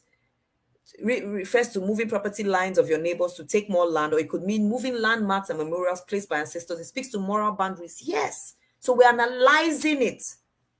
What are the boundaries that should not be touched? Now, there are still moral boundaries about there's still moral boundaries about, in our family, we don't travel without, this is now beyond moral, it's social boundaries. In our family, before we travel, we tell everybody we're traveling. We tell them where we are going. And after a while, I might say, I beg, let me just travel without telling somebody. Now, the challenge is we may not understand why that boundary was set in the first place. We tell everybody where we are going so that we can easily be traced, be tracked, be reached. So communication sometimes might make us misunderstand the boundary. So for me as a person, usually when I'm traveling, or especially when I'm traveling by road, I share my live location with my immediate younger brother, John. Sometimes I share it with my son. Sometimes when I'm traveling somewhere, I just send my itinerary to my sister, Kele, just so that somebody knows where I am. In case, we're not hoping anything bad will happen, but at least somebody knew that yesterday she was in Port Harcourt. So sometimes I send my son my location and he says, oh, you're in Enugu. And I say, yes, I am. Or, oh, you are in Port Harcourt today. Or, when did you get there? Just so he knows where mommy is at. I don't owe him that information, but it's a good boundary to have, just so that he knows where I'm traveling to, for now that we're not living in the same house. Or I send it to my brother John, whose number I used to put as next of kin, because I know John is a toughie, in quotes. If anything happens, he call John, he will know what to do. Not just that he's tough, he's very street smart. So then when I used to travel by road a lot, if it was not my husband's number, it would be my brother's number, because my brother would think quickly through, he would know. He won't worry and say, hey, this thing happened. He's like, okay, what should we do? Who should we call? Where should we go? He's a fixer. Right? There's another friend that I had a long time ago that I would put his number sometimes, because I used to call him a facilitator. He was a fixer. That's those people who they fix first, then they ask questions later. They won't start asking, how did you get there? Well, there are people who would waste time by asking those questions. Where were you? How come you're on that road? Where were you? No, no, no. I'm stranded here. Send help first. When I get to you, we'll fix it. So whose number do you want to write? Are you with me? So those are some kinds of boundaries. So before you move any boundary, ask. There's some boundaries between couples. Somebody reached me during Wiser and said, do you think it's right to for a man to ask a woman, the woman he's dating, about her body count? For those who don't know what a body count is, the people you've had sex with. And I was like, I just saw a red flag there, but I know better to just judge. I should ask, why is this important to this person? What is the aim of this? Ask all these questions. Perhaps he was trained by someone that you should know who your wife to be has been with, so that XY, get to the roots. Get to the root of it. Ask all the questions. Then you now know if that's a boundary you want to set, or then bring all the numbers and names to the table. In fact, he said even the names should be attached and stuff like that. I'm like, okay, I don't know about that. It just sounds. But there's some people that's how they live. That's which I must know everybody you dated, and you will know everybody I dated. So if anything happens, we know where we're tracing it to and tracing it from. But you see, that's why the relationship is between two people, and both of you see that you're comfortable with your own boundaries. And then if you set it and you want to make it a family thing, then teach the family members how and why these are the boundaries set. There are boundaries about homosexuality. Now, some of those lines are not clear anymore. As a family, do you want to have your own constitution, and why? Is there a reason why man is not supposed to marry man and woman is not supposed to marry woman? Now, these are moral, these are social conversations will go on forever. You decide, do I want to stick with this boundary or no? Right? So it's moral, it's social, it's spiritual. We want to check. I think this has been dealt with. If it has been if it's clearer to you so far, please just write clearer or write C. The previous generation set boundaries in place. Don't you dare move them just to benefit self. It must be more than benefiting self before you try to change the boundaries. Thank you. I'm seeing your responses.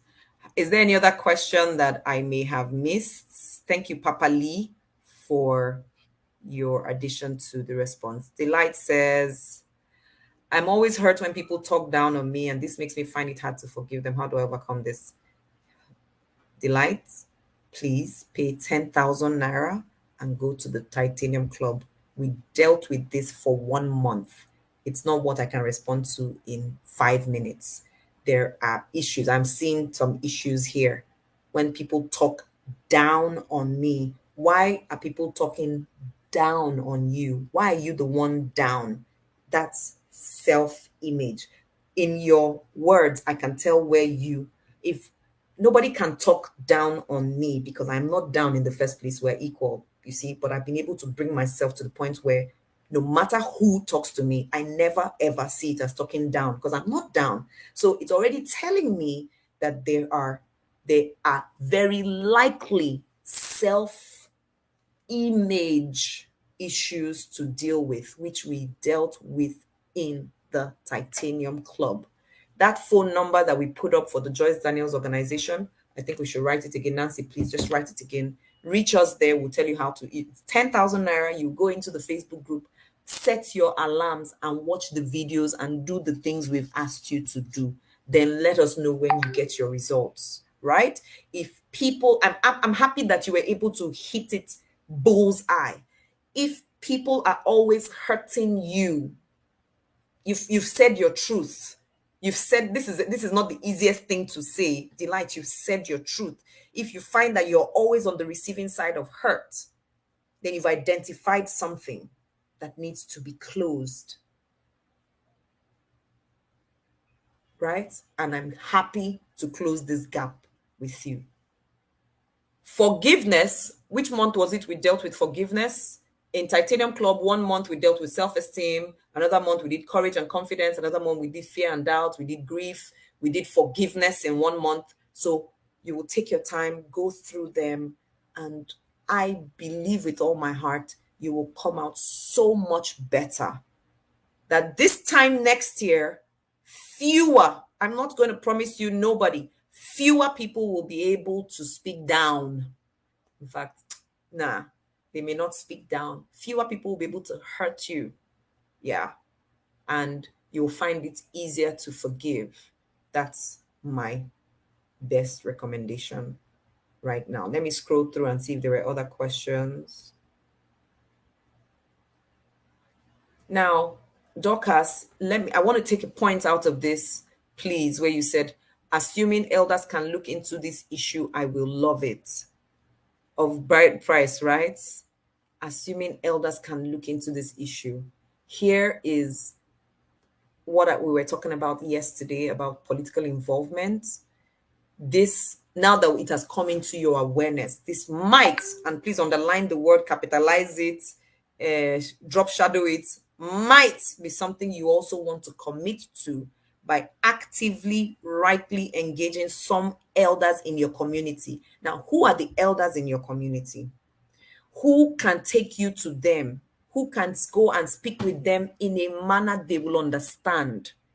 You see, sometimes we see the issues, but we are not involved in the solving of the issue. We wish them away. And I'm not talking about only you, doctors. I'm talking about even me. We have all done it, where we wish one day these people will, but who is actually engaging them? So this might be a time you want to call on maybe your parents that will say, who is our family head? This is the thing. Can we go and sit with our king, our queen, our community leaders and talk to them about what it is in our own community? Do I need the representation of the counselor of my ward? Do I need the involvement of the House of Assembly member representing my constituency? Is there something that we need to do to now make it a policy and convert it into law that in this state we don't collect bride price more than this, or this is what we do? Somebody has to take ownership of the process. Was it Anambra State? Please correct me, or Abia, one of those states I know had a state law first about women inheriting from their fathers and from their husbands or so. One of those states first did it years ago. They made it a state law that going forward, widows can take the property of their late husbands, and some people had to go and advocate. It took time, it took the energy of the work itself, and they got it.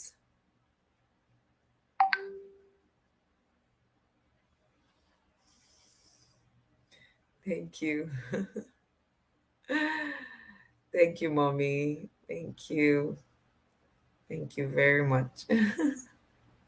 Thank you. Okay, I'm scrolling up to see if there's still one more question, and then if not, we'll call it a morning.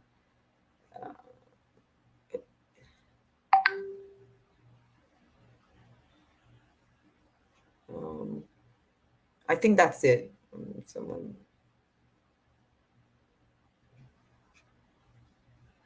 And value for someone has been hiding or not. How do you start building valuable relationships and network? How do you position yourself to get into the circle of those you wish to be mentored by? I think we kind of dealt with this question before, but I will just talk about this because it's one of the most recurrent questions in my entire life. This question about how do I break into networks? How do I get into circles? Please, ma, just go and copy your question and bring it again, because I'm scrolling and I'm seeing comments that how do creatives have their minds in one place? Okay, we'll deal with this now. This one we dealt with in Simple to Easy. Jennifer, right? How do creatives put their minds in one place? Is that what we dealt with at Simple to Easy? How do I overcome anxiety disorders? Please look for an anxiety disorder specialist. I think there are medical professionals that deal with that, because anxiety, like you said, is already a disorder. So somebody who has studied the order of anxiety is who is best to tell you. So my question is, have you Googled anxiety specialists or psychologists or something? Yes, I said I will bring a professional that will teach us about mindfulness sometime in January. Yes, we're still on that. I'm trying to find the right person at the right cost. Because everything we do on Wiser is henceforth free of charge. But we need to be sure that we can bear whatever cost might be attached to it. For someone who has been hiding. So you see, there are questions in this question. Why have you been hiding? What is making you hide in the first place? Is it that you haven't done the work of that is making you competent? You know, it's it is not, in my personal experience, people who are very competent at something don't really hide. They may not be loud about sounding their trumpets, but they don't hide. They tell you about what they know. That's my personal experience. Please, if this is your understanding. So, if you've been hiding, is it a competence issue? We need to be able to dissect these things. So how do I start building valuable relationship? I'm glad you've put, that thing that they said the answer to every question is in the question. I'm glad you've given us the pointer. So who are you valuable to? You can't build relationships that are valuable without being valuable. So what's your valuability quotient? Why will anybody want to be in a relationship with you? What value do they get from you? How do they perceive you? What are you bringing to the table? I need some interaction here, please. If this is making sense so far, please just write so far or SF. Right, so far. Grace, I'm hoping that you're still here. So you see, from your question, the first thing we're taking out is, why am I hiding? What is causing me to hide? Mary was pregnant with the seed conceived by the Holy Ghost, but she hid because it was not common that you say it's God that give you belly. Hello, auntie, you have been cutting show. So let's hide first until we can own this truth that I didn't cut no show, but I'm pregnant.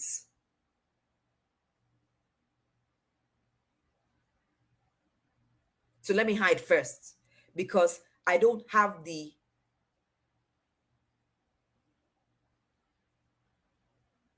guts to answer any question yet. So that's why I'm hiding.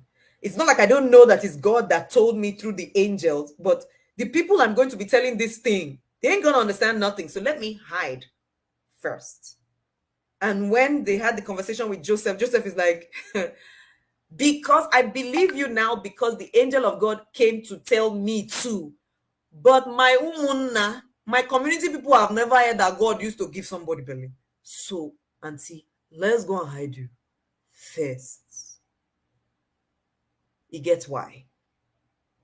So let's get to the reason why we are hiding first. Am I hiding because my English is not yet very good? I'm not sure how to have impromptu conversations. So maybe that is this personal development thing I need to attend first. How to have impromptu conversations. And guess what? It is a Google search away. Or I'm not sure. Maybe I have H factor when I speak. For those of you who don't know what H factor is, it tends to be common with mostly Yorubas, but not only Yorubas, where they say house instead of house. How are you instead of how are you? Or I want to eat instead of I want to eat. And maybe you are aware of your H factor. So you are not wanting to talk to people outside because of that. That's why you are hiding, maybe. Someone else has gotten so comfortable with his H factor that he doesn't care how he's talking anywhere because he has done the work of building esteem based on self-worth. Do you see why in the Jenny, please, if you can share that, if you have it somewhere, you can share that what do you call it? The CNC. I know it's on my desktop somewhere, but I don't even want to leave this space. The CNC pyramid, the courage and confidence pyramid. The first thing, oh, if you're doing anything, might as well do it well. Joyce, look for it. Jenny, don't worry. Let me find it and share it from here. Y'all are pushing me, and guess what? Is all right. CNC pyramid. Let me search for it on my system and pull it up. Pyramid. I'll bring it up right now.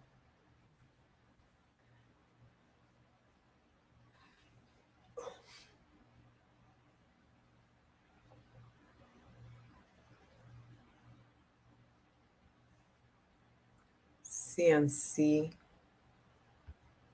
pyramid. It's coming up. Whilst it's coming up, just hold on.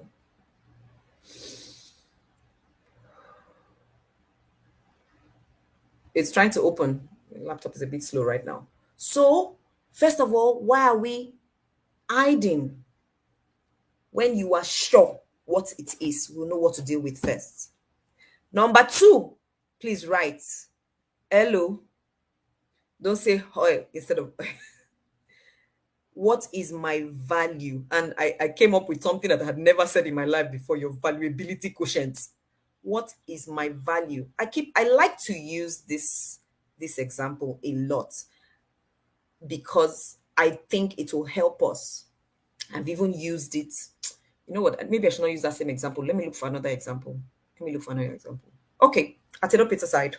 Mr. Atedo Peterside interviewed me in the year 2011 to MC an event in River State called the River State Investors Forum. So I was shortlisted as one of the MCs for the gala night at the 3-day event. And so he, being the chairman of the organizing committee, he wanted to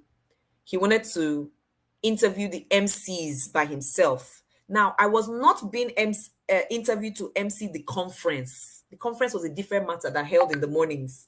I was being interviewed to MC the gala night. And then he came on the phone. He sent me a text. Hello, my name is Atedo Peterside. And I was like, oh my God, I was shaking like, hey, Atedo Peterside. He said, when are you ready to have a phone conversation? I said, I'm ready now. So he called me. And I remember how I was standing by the wall. Like, now that was not fear. That came from, I'm speaking to this man that I admire so much from there, the founder of Stanbic IBTC, such a hero, such an icon. That was not fear because I knew I could answer any question he was going to throw at me. I had done my work. It was just that thing that comes from, oh, wow. So when he picked the phone, of course, my heart was beating faster. But that was not fear. And so we got on the phone. Reverence, yes. So that could also be it, the excitement that comes with that. Yes, sir. Then, of course, within the first few seconds, your heart rate begins to go down.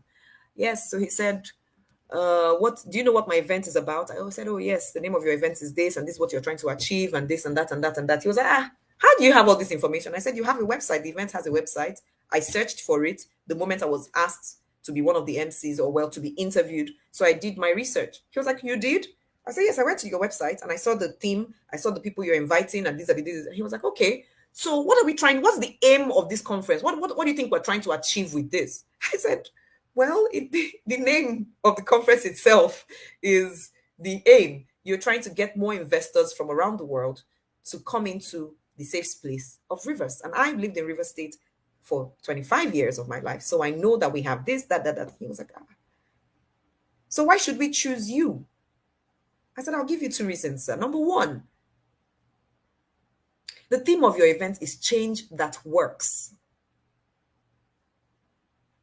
And I know beyond any doubt, if you had had any conference before now, you would have hired a man. Start by changing the gender and give it to a woman who knows the work. So live up to the theme of your event. Change that works. I'm not change that doesn't work. I'm change that works. Two, I doubt it with all my heart that you would interview any other MC in Nigeria that knows as much as I do about your event. I really doubt any of them would have done this much research about your event like me. If you find that person, take them. I said it with my full chest. I had done the work. That's not the person that hides. If you know what you're doing, you don't hide. You come out and you talk. David said, I can kill Goliath. Hiding of what? Hello? I've been killing bears and I can kill this thing. So there is competence, and then there's the preparation to express your competence. Sometimes we are really good, but we don't know how to tell people we are good. That might be one of the reasons we are hiding. So I said that. He was like, wow. So how much are you going to pay you? Now, the reason I was able, now let me say this. This is one part I don't think I say many times. The reason I was able to now ask for a certain fee was because the person who gave my name to the list had told me, Joyce, I know they have budget for this kind of amount, so you can ask for it. So you see, what I knew affected my confidence.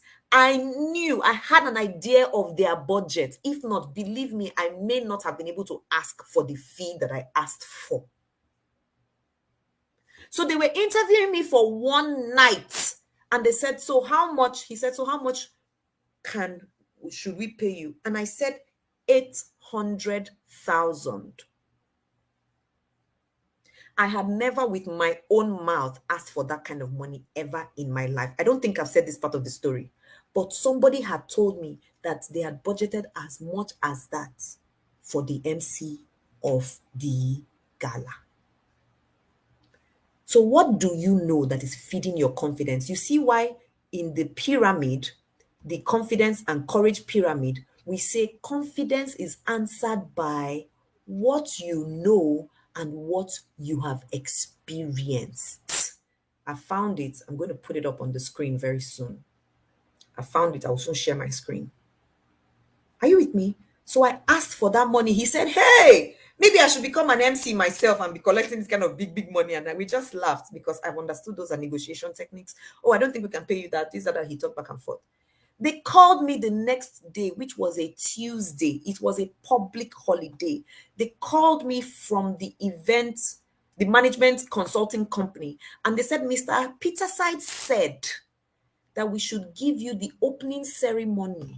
Now, they left gala nights and they gave me the 3-day conference. So I now had work for the 3 mornings. And at the first morning, Gordon Brown was the keynote speaker. In fact, I said why it was Gordon Brown. I had done my work.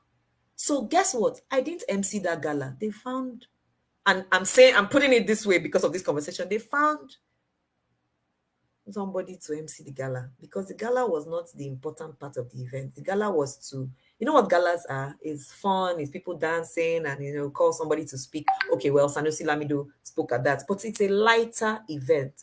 He needed somebody who could handle his crowd. I gave him. So perhaps this will also answer that question of somebody who is singing their praise too much. Strike the balance between singing your praise and telling your truth.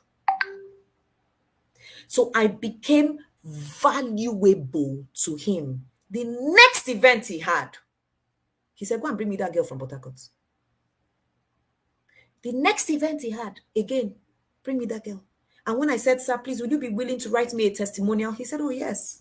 Talk to Kumbi, my assistant. Kumbi wrote the testimonial, the attached picture, they sent it to me on letterhead. I converted it and put it online and I sent it to them to say, I hope this is okay. They were like, perfect. He said, because you do well.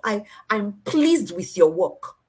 I have Mr. Tedo Peterside on my WhatsApp.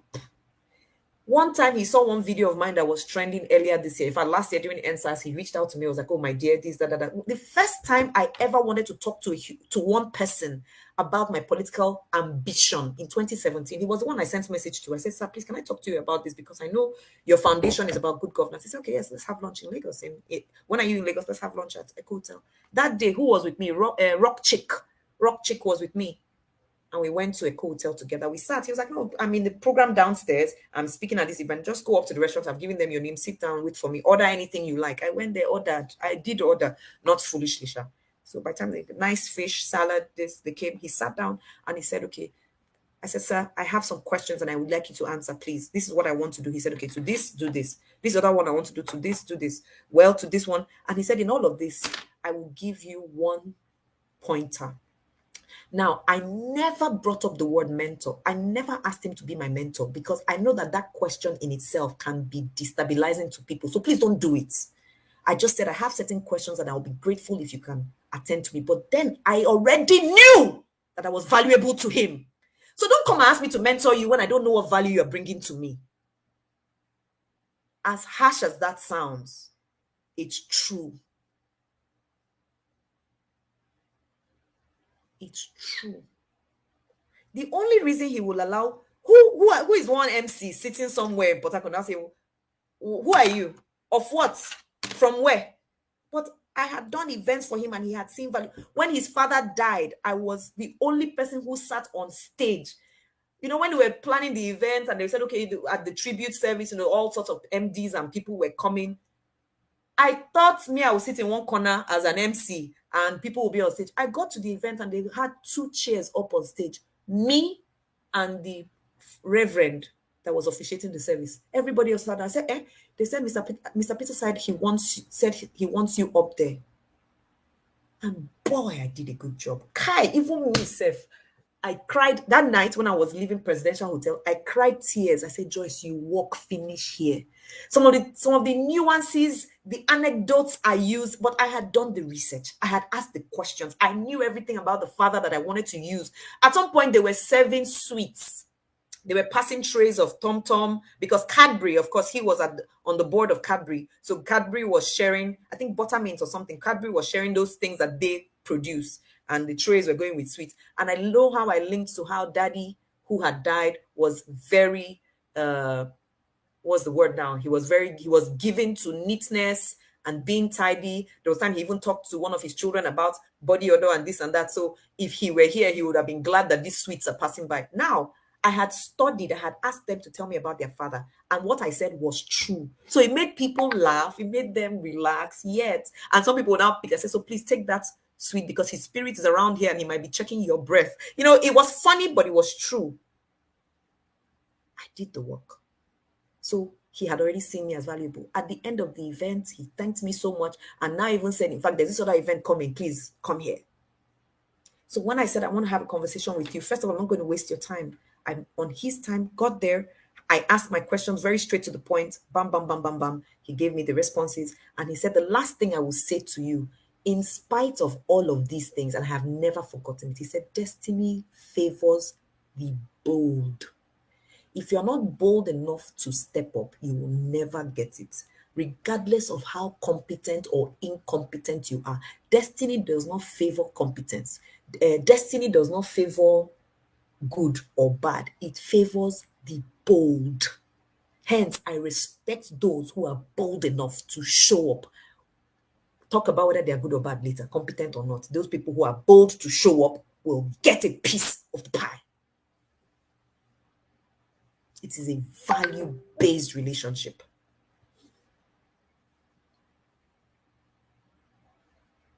Else, if there is anything you want to learn from somebody you want to mentor from and they have put it out there, go and buy the book, go and read their course, go and attend their program. That's enough mentorship. That's enough guide, because mentorship is about guidance. If they have put the guidance out there already, take it and use it. And not come and ask me questions about what I have already put in 4 books. Some people have published 4 books. You've not bought one, yet you're saying, "Come and mentor me." It doesn't tell me that you're even thinking right. And I've had those things come. Some people say, "Ama, I want to improve my public speaking. Please mentor me." And I say, "Have you read my book before you speak?" "Oh, no, I've not." "Really?"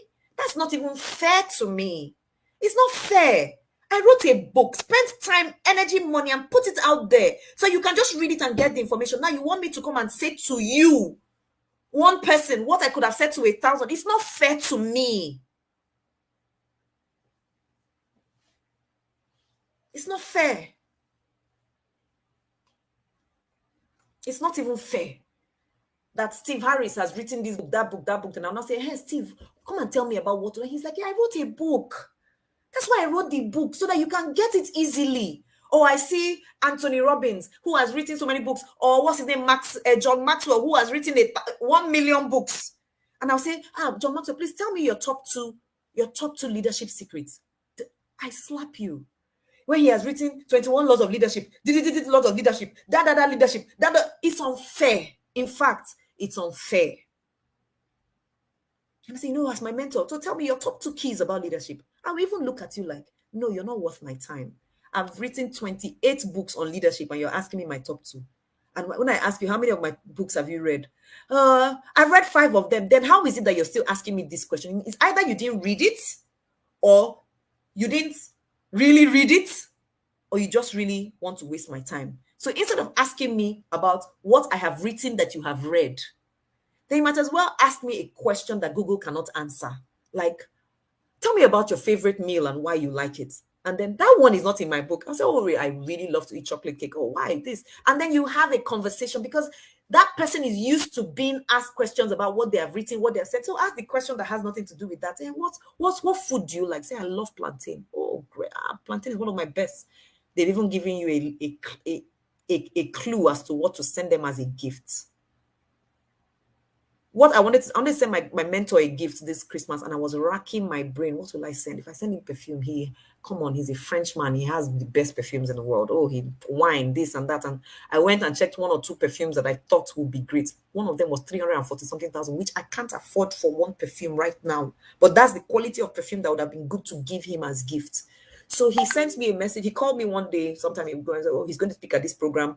I should see what he's possible. That these are some of the responses he wants to give and I read through them. I was like, oh, sir, this is really good, this and that. Then he said, okay, this is the link to the program tomorrow. See if you can click in. I said, okay, fine. So I clicked in and I watched his performance. He comes to me because he knows I am a speaking coach. So once in a while, he asks me these things, and he sent me a message on LinkedIn some time ago to say, mentees don't realize that sometimes mentors learn from them as much or even more. He says, one of the reasons why I keep you as my mentees, you also teach me some things.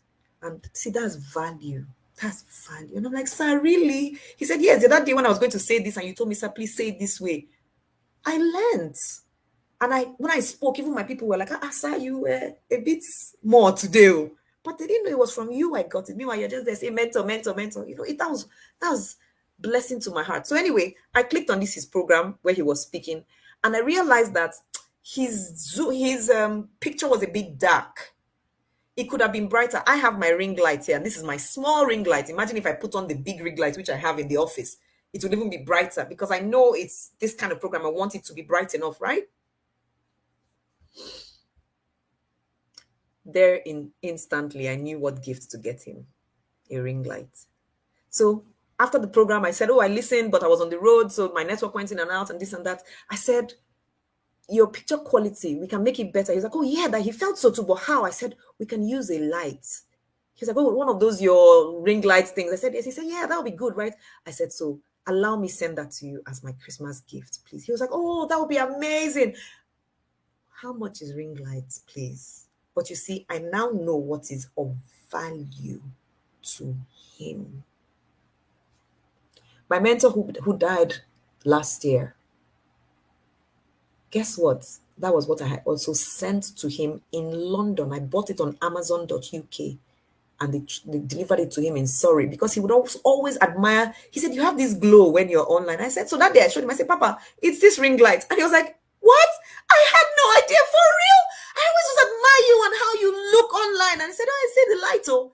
And I said, Papa, please, I'm sending it to you immediately. Whilst we're still talking, I opened Amazon.uk, and they sent it to him. That was July, his birthday. He was going to turn 61 that birthday.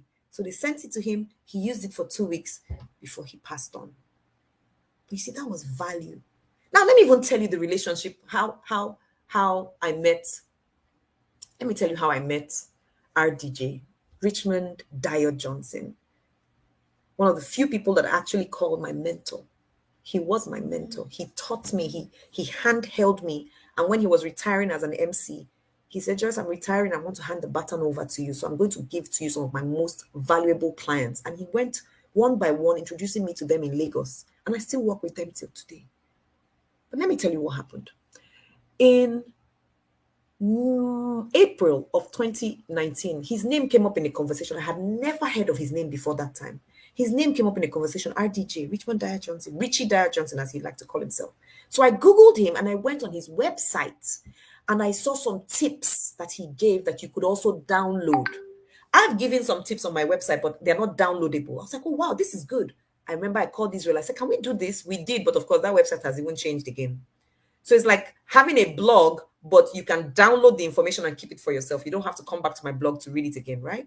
I loved that. I looked at a few other things. I was like, "Ah," when I read some of his clients, I was like, wow, this guy now international. He has worked for people in Uganda, Zambia. I was like, wow, he's my future. Oh, whoa, I love this.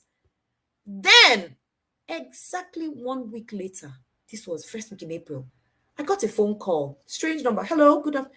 Hello, my name is Richard Dyer Johnson. You can call me RDJ. And I just came upon this. Might I be speaking to Joyce Daniels? I almost fell down from my chair. I mean, in fact, I almost fell down like, what? RDJ?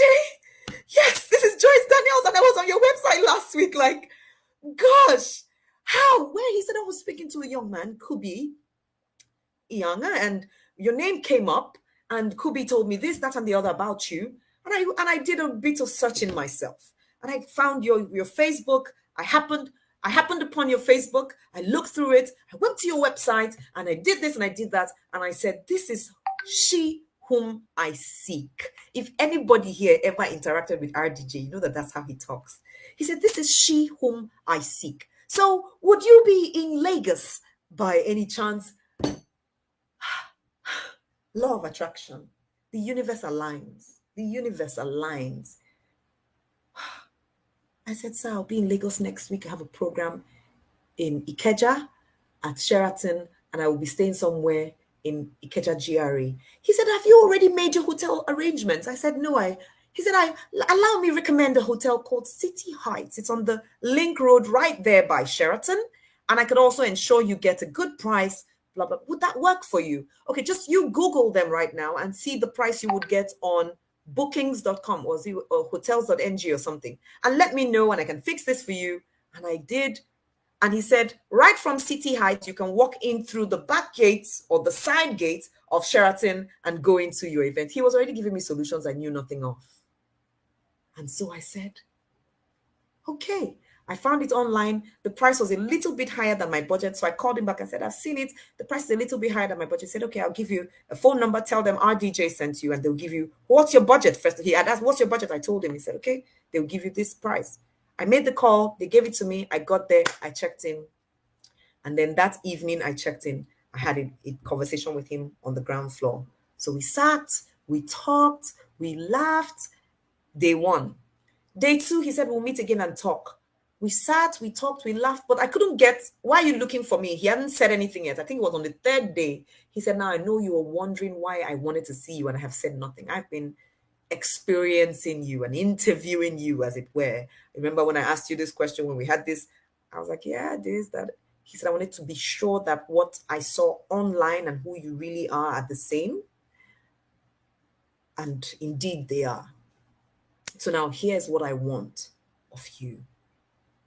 I want to school you.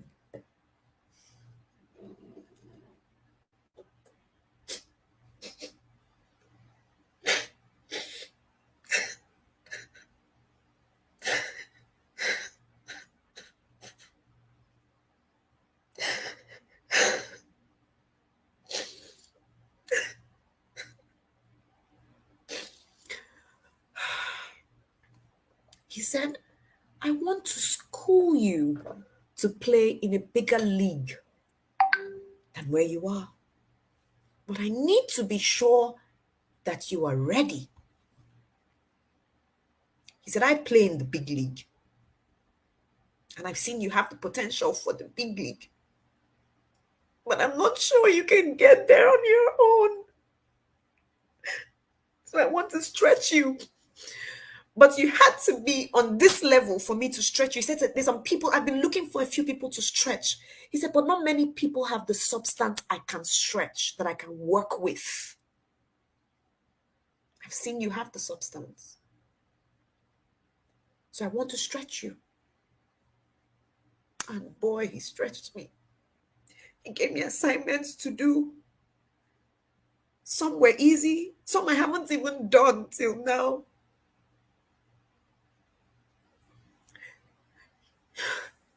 He told me, go and learn NLP. NLP is expensive, and I want you to do it in the UK, not in Nigeria. And he gave me the link, the contact of the coach in the UK, Fiona, who he wanted to coach me, the lady in the UK. And he said, it's going to cost you a pretty penny. You will save your money. You will go there, you'll get it done. But the moment coronavirus happened, he said, okay, since you can't go to the UK, go to this person in Nigeria, Innocent Usa. He will give you an excellent job. I wanted you to take you to the UK because he says where you learn certain things affect your vision, affect how you see. Remember, I'm trying to take you from being a local champion, how you would learn the same NLP from a Nigerian and how you will learn it from a foreigner will expand your mind differently, especially since you have only been here in Nigeria. That's why I didn't want Innocent to be your first choice. But even when you work with Innocent at some later time, find someone outside Nigeria, it expands your mind. You see, so this man took me through. He hadn't told me yet that he was retiring the next year. No, was that the next year? No, it was that November. October, he was going to retire. October 2019 made it 40 years he had been on stage as a master of ceremonies and co. He wanted to retire to being a university lecturer. So we kept talking. He stretched me, gave me assignments, gave me things to read. At some point, we were speaking a lot. And guess what? He was the one always calling me. At some point, I even felt bad. Like, hey, this man called me before. So I started setting reminders to call him. And then when October was coming, we did OTL together, an event.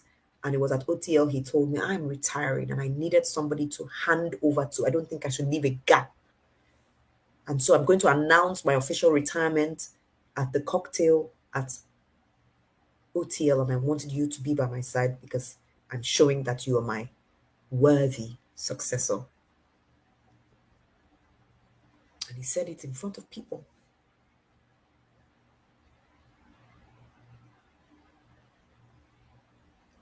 When I told him I wanted to do a webinar during the lockdown about the new normal, he was a person during the lockdown we're speaking every day, video call every day. And he'd call him, he would send me his schedule, so we had specific times when we could call. But like he said, it was doing good for him too, because as he spoke to me, he was seeing some perspectives from a younger person that he may not have seen. And then I told him how I was going to do the program. He asked who my speakers were, and he said, oh, you need some international speakers because remember, we're trying to get you more.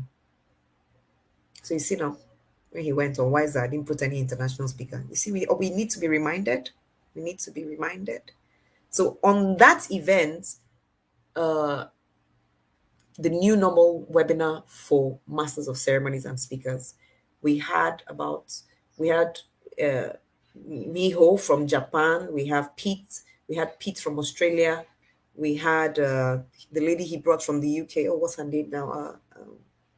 I can see her face. Very cheerful lady. She was an Emmy award-winning journalist on CNN. What's her name now? She was one of our speakers. That was what it was RDJ, who made that introduction. And when he spoke with her, he forwarded to me her responses that she wasn't available. And he said, if you would do it for me. And she said, I would only do this for you, RDJ, else I won't accept any of these speaking engagements. And she came and spoke on our program. Now, because we had these foreigners from these different countries, and of course we had two of them from Ghana, my brothers in Ghana, we had people register for the event from 17 countries. Whereas If it was just the local speakers, we would have had maybe from 4 countries: Nigeria, Ghana, Uganda, and somewhere else. But because we had those other international speakers, they came with their crowds as well. So doesn't it give me sense now that I should know that for Wiser, for example, I should go and bring speakers from other countries? I didn't follow through. And I'm telling you, see? So next year, team, please put it down next year. In fact, from now, we should start shopping for the foreign speakers we're going to bring if we want a bigger reach, a more global reach. NLP is neuro linguistic programming. I'm sorry, I thought, normally I'm supposed to say the acronym and then explain what it is. Neuro linguistic programming is a training in psychology. I spent, how much did it cost me now? I finished my NLP program this year. That was what I focused on. And I started last year to this year. Everything together, 1 point, maybe 2 million or so. But you see, I committed to it because the person who Sabi Road told me this is what has helped him do this, that. And NLP has really, really, really helped me and exposed more of me to see where some of my gaps were. Grace, you see why your question was so valuable. And you helped us answer the questions by all the things you wrote. I was on his website and a week later he called me. I mean, I've never been able to forget that.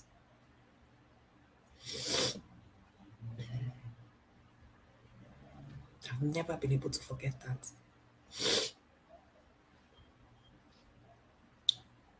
So thank you for asking the question. And for everybody who stayed, thank you so much for staying and taking yourself seriously. And of course, being here with me to have this conversation. We turned it into a Q&A, and I think we've dealt with all the questions that have been asked. Thank you for your kind words of condolence. I miss him a lot. There are times when something happens, I was like, I would have said, what would RDJ have said about this, And he was on our program on the 5th of July last year. He was the last speaker, and we chatted after the event that night on WhatsApp. And our usual conversation in the morning he would have told me, hey, daughter, this, that, and giving me something to think on that morning. He just dropped it, I think, at 5 a.m. that morning. And so normally by the time he was back from his walk, when he would walk, I walked mostly in the evenings then during the lockdown. We would now have a conversation. Then after one of his sessions during the day, we'll have a video call. But then I checked, no message from him, no message from him, no message from him, just the day after our event. And then I was tired, I was exhausted from all the planning, and I slept. And then I woke up to see a message from my sister saying, I'm so sorry about your mentor. I said, so sorry about my mentor that what? He came back from his walk that morning and he slumped.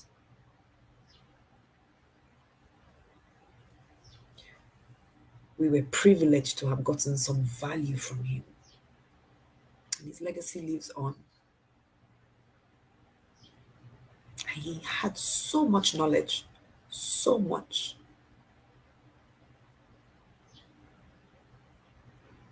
He lived well. And he encouraged me to be godly. He always reminded me to go back to God.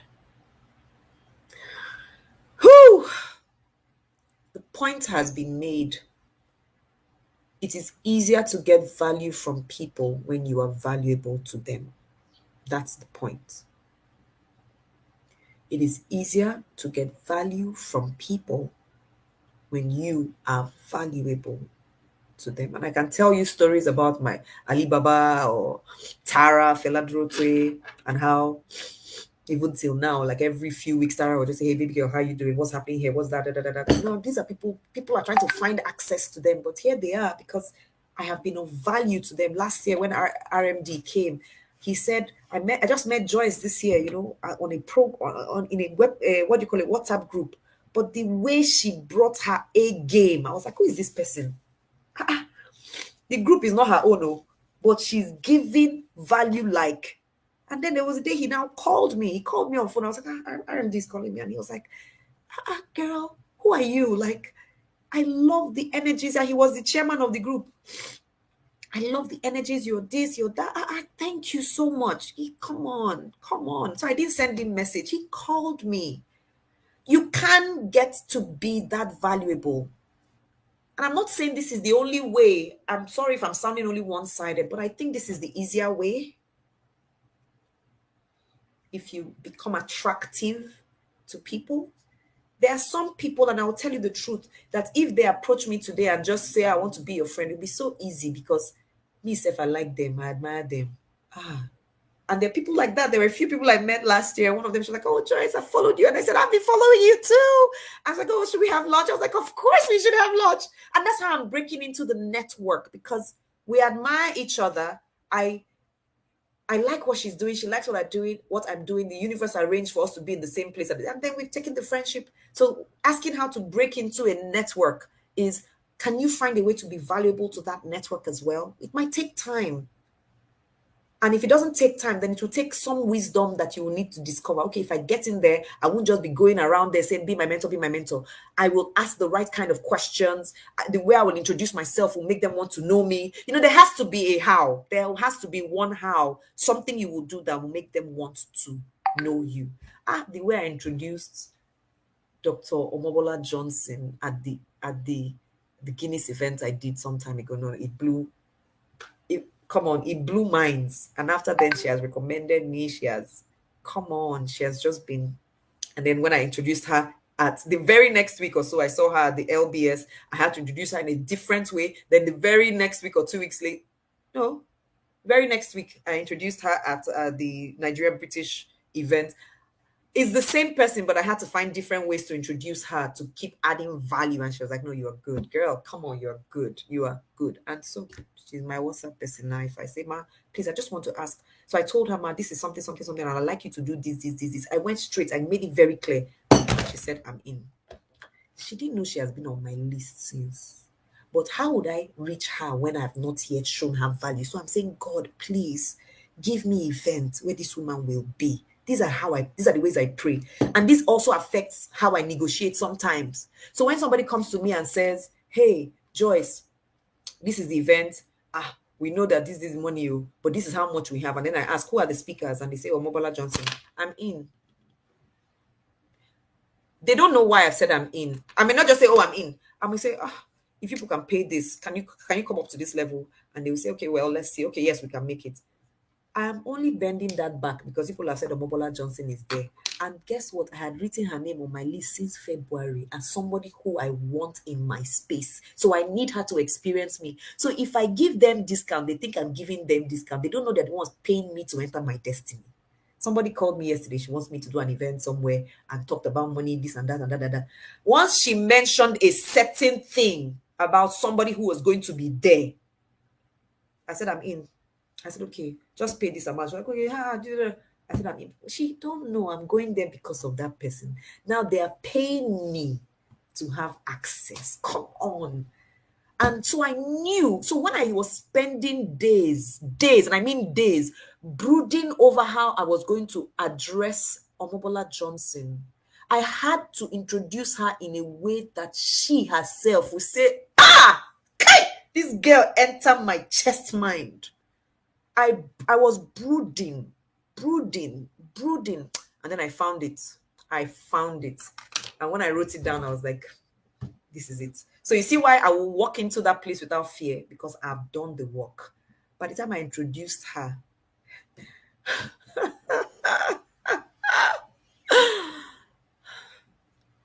are you seeing the link?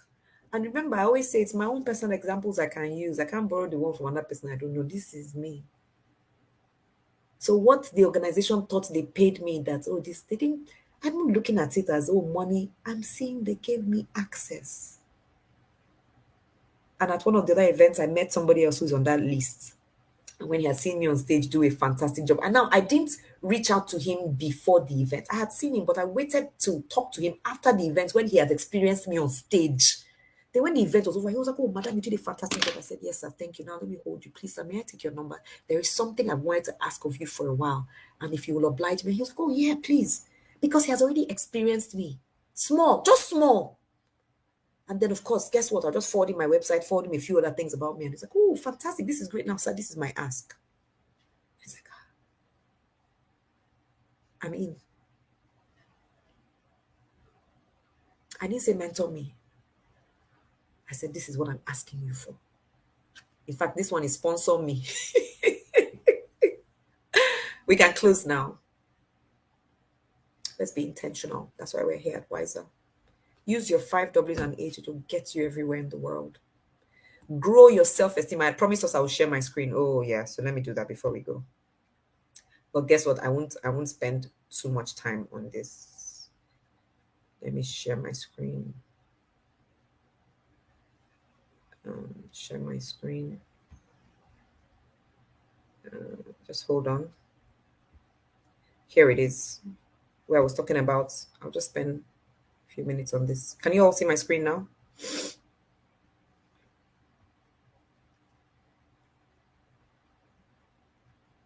Yeah, thank you. You can see it. This is the courage and confidence pyramid. Now, this is part of what you will get if you. The first class of the Titanium Club is the courage and confidence webinar. That's the class 1, February 1st last year. So you will watch this whole 3-hour webinar and then you will see the other classes of 2 hours. No, we spent time on this thing. We're not joking. You see at the bottom of the pyramid where we spend the most time.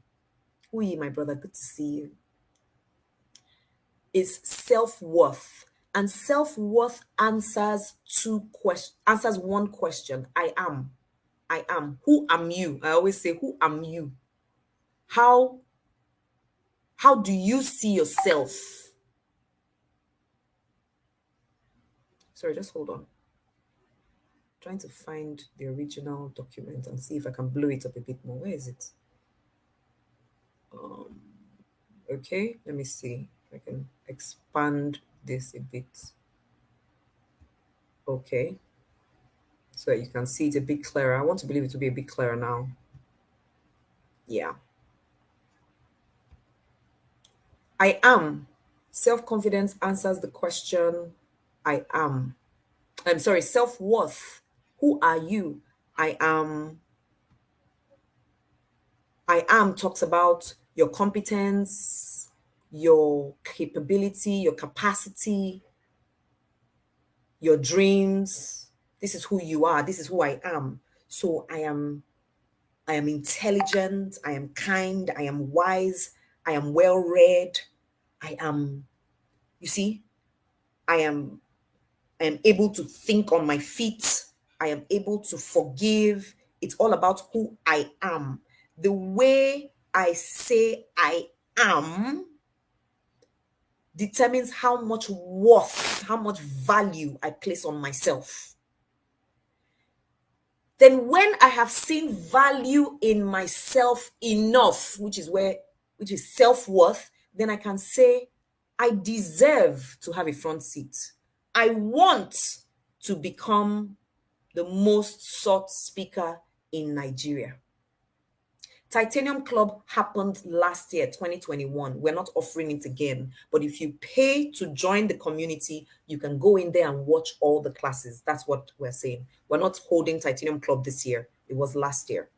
It was a club. It was a community of over 100 of us. And every fortnight, every 2 weeks, we had a session where we had topics for the months. 1 month, we talked about fear and doubt. Another month, we talked about courage and confidence. We talked about self-esteem and self-worth. So it was more in-depth than this with clear assignments. Now, for you to build your self-worth, there's an assignment for you to do. There is a task for you to do. Everybody had to do a certain task. That task is in Titanium Club so that you can build your worth. You can write your I am moments. And then there were things we asked us to do.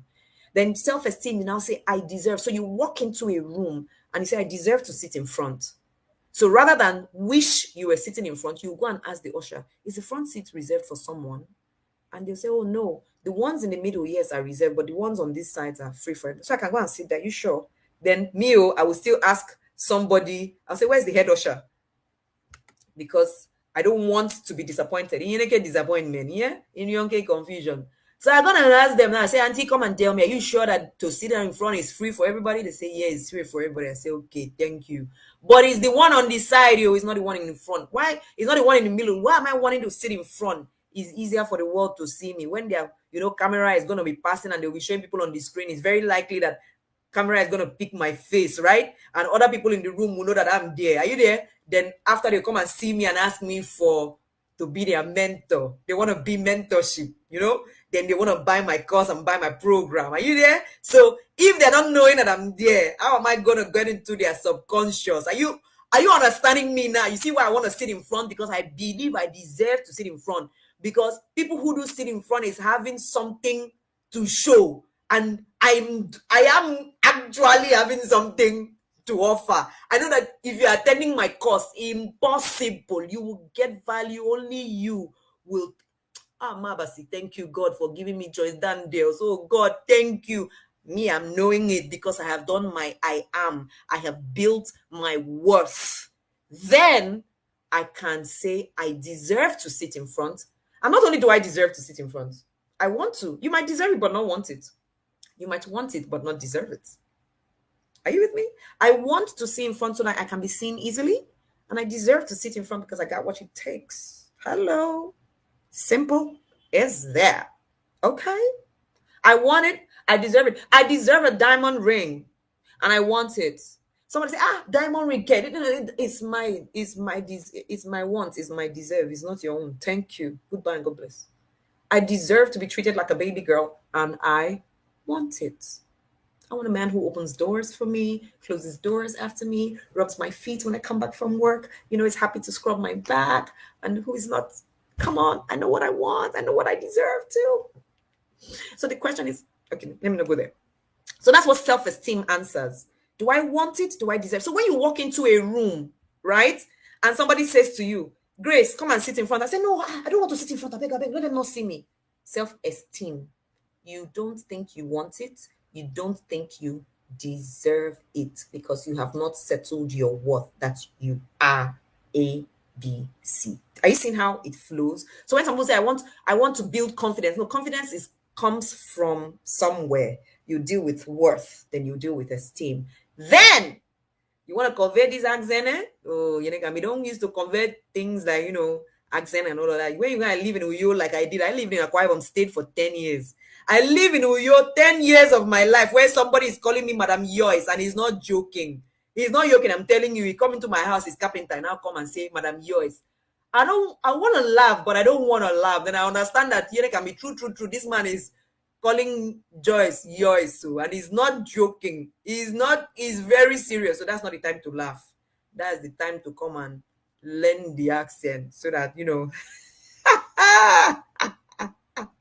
Akwa Ibom people, we are one. Oh, don't be angry. I'm telling you, don't be angry. We are one. I live in your town for 10 years of my life. But, I live there and I visit many local governments. I go to Ona, I go to Eked, I go to Isireked, I go to Mparenin, I go to Etinan, I go to Ikorabasi, I go to Ikorekpene, I go to Insenudim, I go to Insirubum, I go to Insirubium, I go to Ibesipo. Look, I move around that place a little bit of time. So I have right to use accent as I like.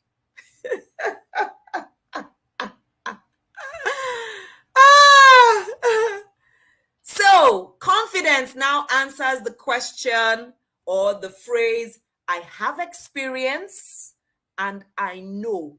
Your confidence is built on what you know or what you have experienced. It's not what you are wishing for. When they say, Joyce, can you MC this event? We'll have 32 governors from the 36 states. Yes, I've had experience in working at events where there are up to 10, 15 governors. The difference is not there. It's just the numbers have multiplied. I also know that if I have problem with protocol, all those 32 governors of them will have come with their protocol people. I say, excuse me, Mr. Udang, Mr. this person, governor protocol of Akwa Ibom State, Cross River State, people should come and tell me, hey, who am I going to introduce first? I don't need to know who to introduce first. They're going to have their protocol members that I can ask. Okay, come. Of all this organ, they say, okay, you should introduce a governor of Ekiti first, as he is a governor, he's the head of governors forum. Okay, thank you. Also introduce Delta governor because he's the head of South governors. Then you also introduce Tambu Wild because he's the head of PDP governors. Then you introduce this other governor because he's the head of APC governor. Then you can now introduce the rest of them. If you are looking for hierarchy, this is good to do. And you see, I now have this sense. Oh, that's true. There is a governors forum. There is this. I didn't know that, but their protocol members knew. So ask the right questions. And then I come and write all of them. And then I introduce them like that. And somebody said, ah, come on, she's good. She's good. She just knew who to ask. She didn't come like that. She knew who to ask. So my confidence in saying yes to the clients that I can do it is because I know that I know who to ask. I know who God says I am. I know who I can ask, where I can ask, what I can ask. I know who I am. Okay, I'm walking in power. I'm working miracles. I live a life of favor because I ask the right questions. Oh, I ask the right questions. It's almost time for our team meeting, 9 o'clock. Since all the team members are here, please just stay on. After this, we'll jump into Nancy. Please start our meeting. Right? So confidence is I have experience and I know. Then finally, courage is built when you have confidence, self-esteem, and self-worth in place. You now say what? I do. You can't do what you don't know, what you don't have experience, what you don't think you deserve, what you don't want, and who you are not. Courage comes from somewhere. At Titanium Club, we taught this with also giving assignments on what to do. The difference between Titanium Club when we were doing it and you watching the videos is that there is no live interaction, but I kind of keep it very lively so you will still enjoy watching the videos and doing the tasks. So I would advise you to do so. Join the WhatsApp groups. We'll talk about Titanium Club there. Give you the link. You can pay, join in, watch the programs. And remember, we'll have our town hall once a quarter. I have thought deeply about how else we can do wiser. Or should we, at some point I was even talking about it with my bestie, okay, maybe I should, once every Monday we should come up with wiser. Then I said, no, don't bite more than you can chew. 2022 is going to be one of the busiest years of your life. You don't want to get too much and stop. One of the reasons why we shelved the Titanium Club for this year is because of my focus for the year. If you now say you want to do wiser once every Monday morning 6 a.m. is almost as well as you want to say you want to do Titanium Club. You go choco all the other courses you are registered for, the assignments you will have to do. I said, no, let's keep wiser where wiser is. It is a December event, 1st to 31st. That's where it will be. We have the town hall where we'll have interactions like this and how some people can ask questions. People will tell us about their journeys once a quarter. That we can commit to. So please, we will stick with the plan. We've thought through it and we don't want to bite more than we can chew. That's not wise. I love you all so much and I thank you for staying. Remember, there is also the Wiser Planner available, which will be good for us to plan our year with. 2022 is going to be a great year. If you haven't joined John Obili's program yet, please try and do so. It's for when? It's for 29th and 30th, and it costs 50,000 naira. So go to that link, find John Obili. It says, please, somebody should write it again, that 2022, according to his prediction, is going to be the year of speed for self-made public figures, right? I want to be a speedy public figure in 2022. That's why I am going there. So 50,000 is an investment in my destiny. Then somebody will see me at the end of the year and say, what did they do? They did something. And John is somebody I trust to learn from. I don't learn from everybody. I can listen to some people, but I will never pay money to enter their courses because what I get from them on the streets of their social media to me is basic. I already know it, right? So I don't know what else. Well, I'm just telling you my truth. But there's some people whose programs I will never pay for or I have not seen reason to pay for. But John, I will pay for John's programs because he always has a way of shifting my thinking. John and a few other people. So on the 30th morning, we're expecting Shola Adishakin here with us. She's ready to talk to us on Wiser and about our finances and tell us more about how to get into the New York Stock Exchange and all of that. Is enough. Let's close. Everybody, goodbye. God bless. Love you. Bye for now.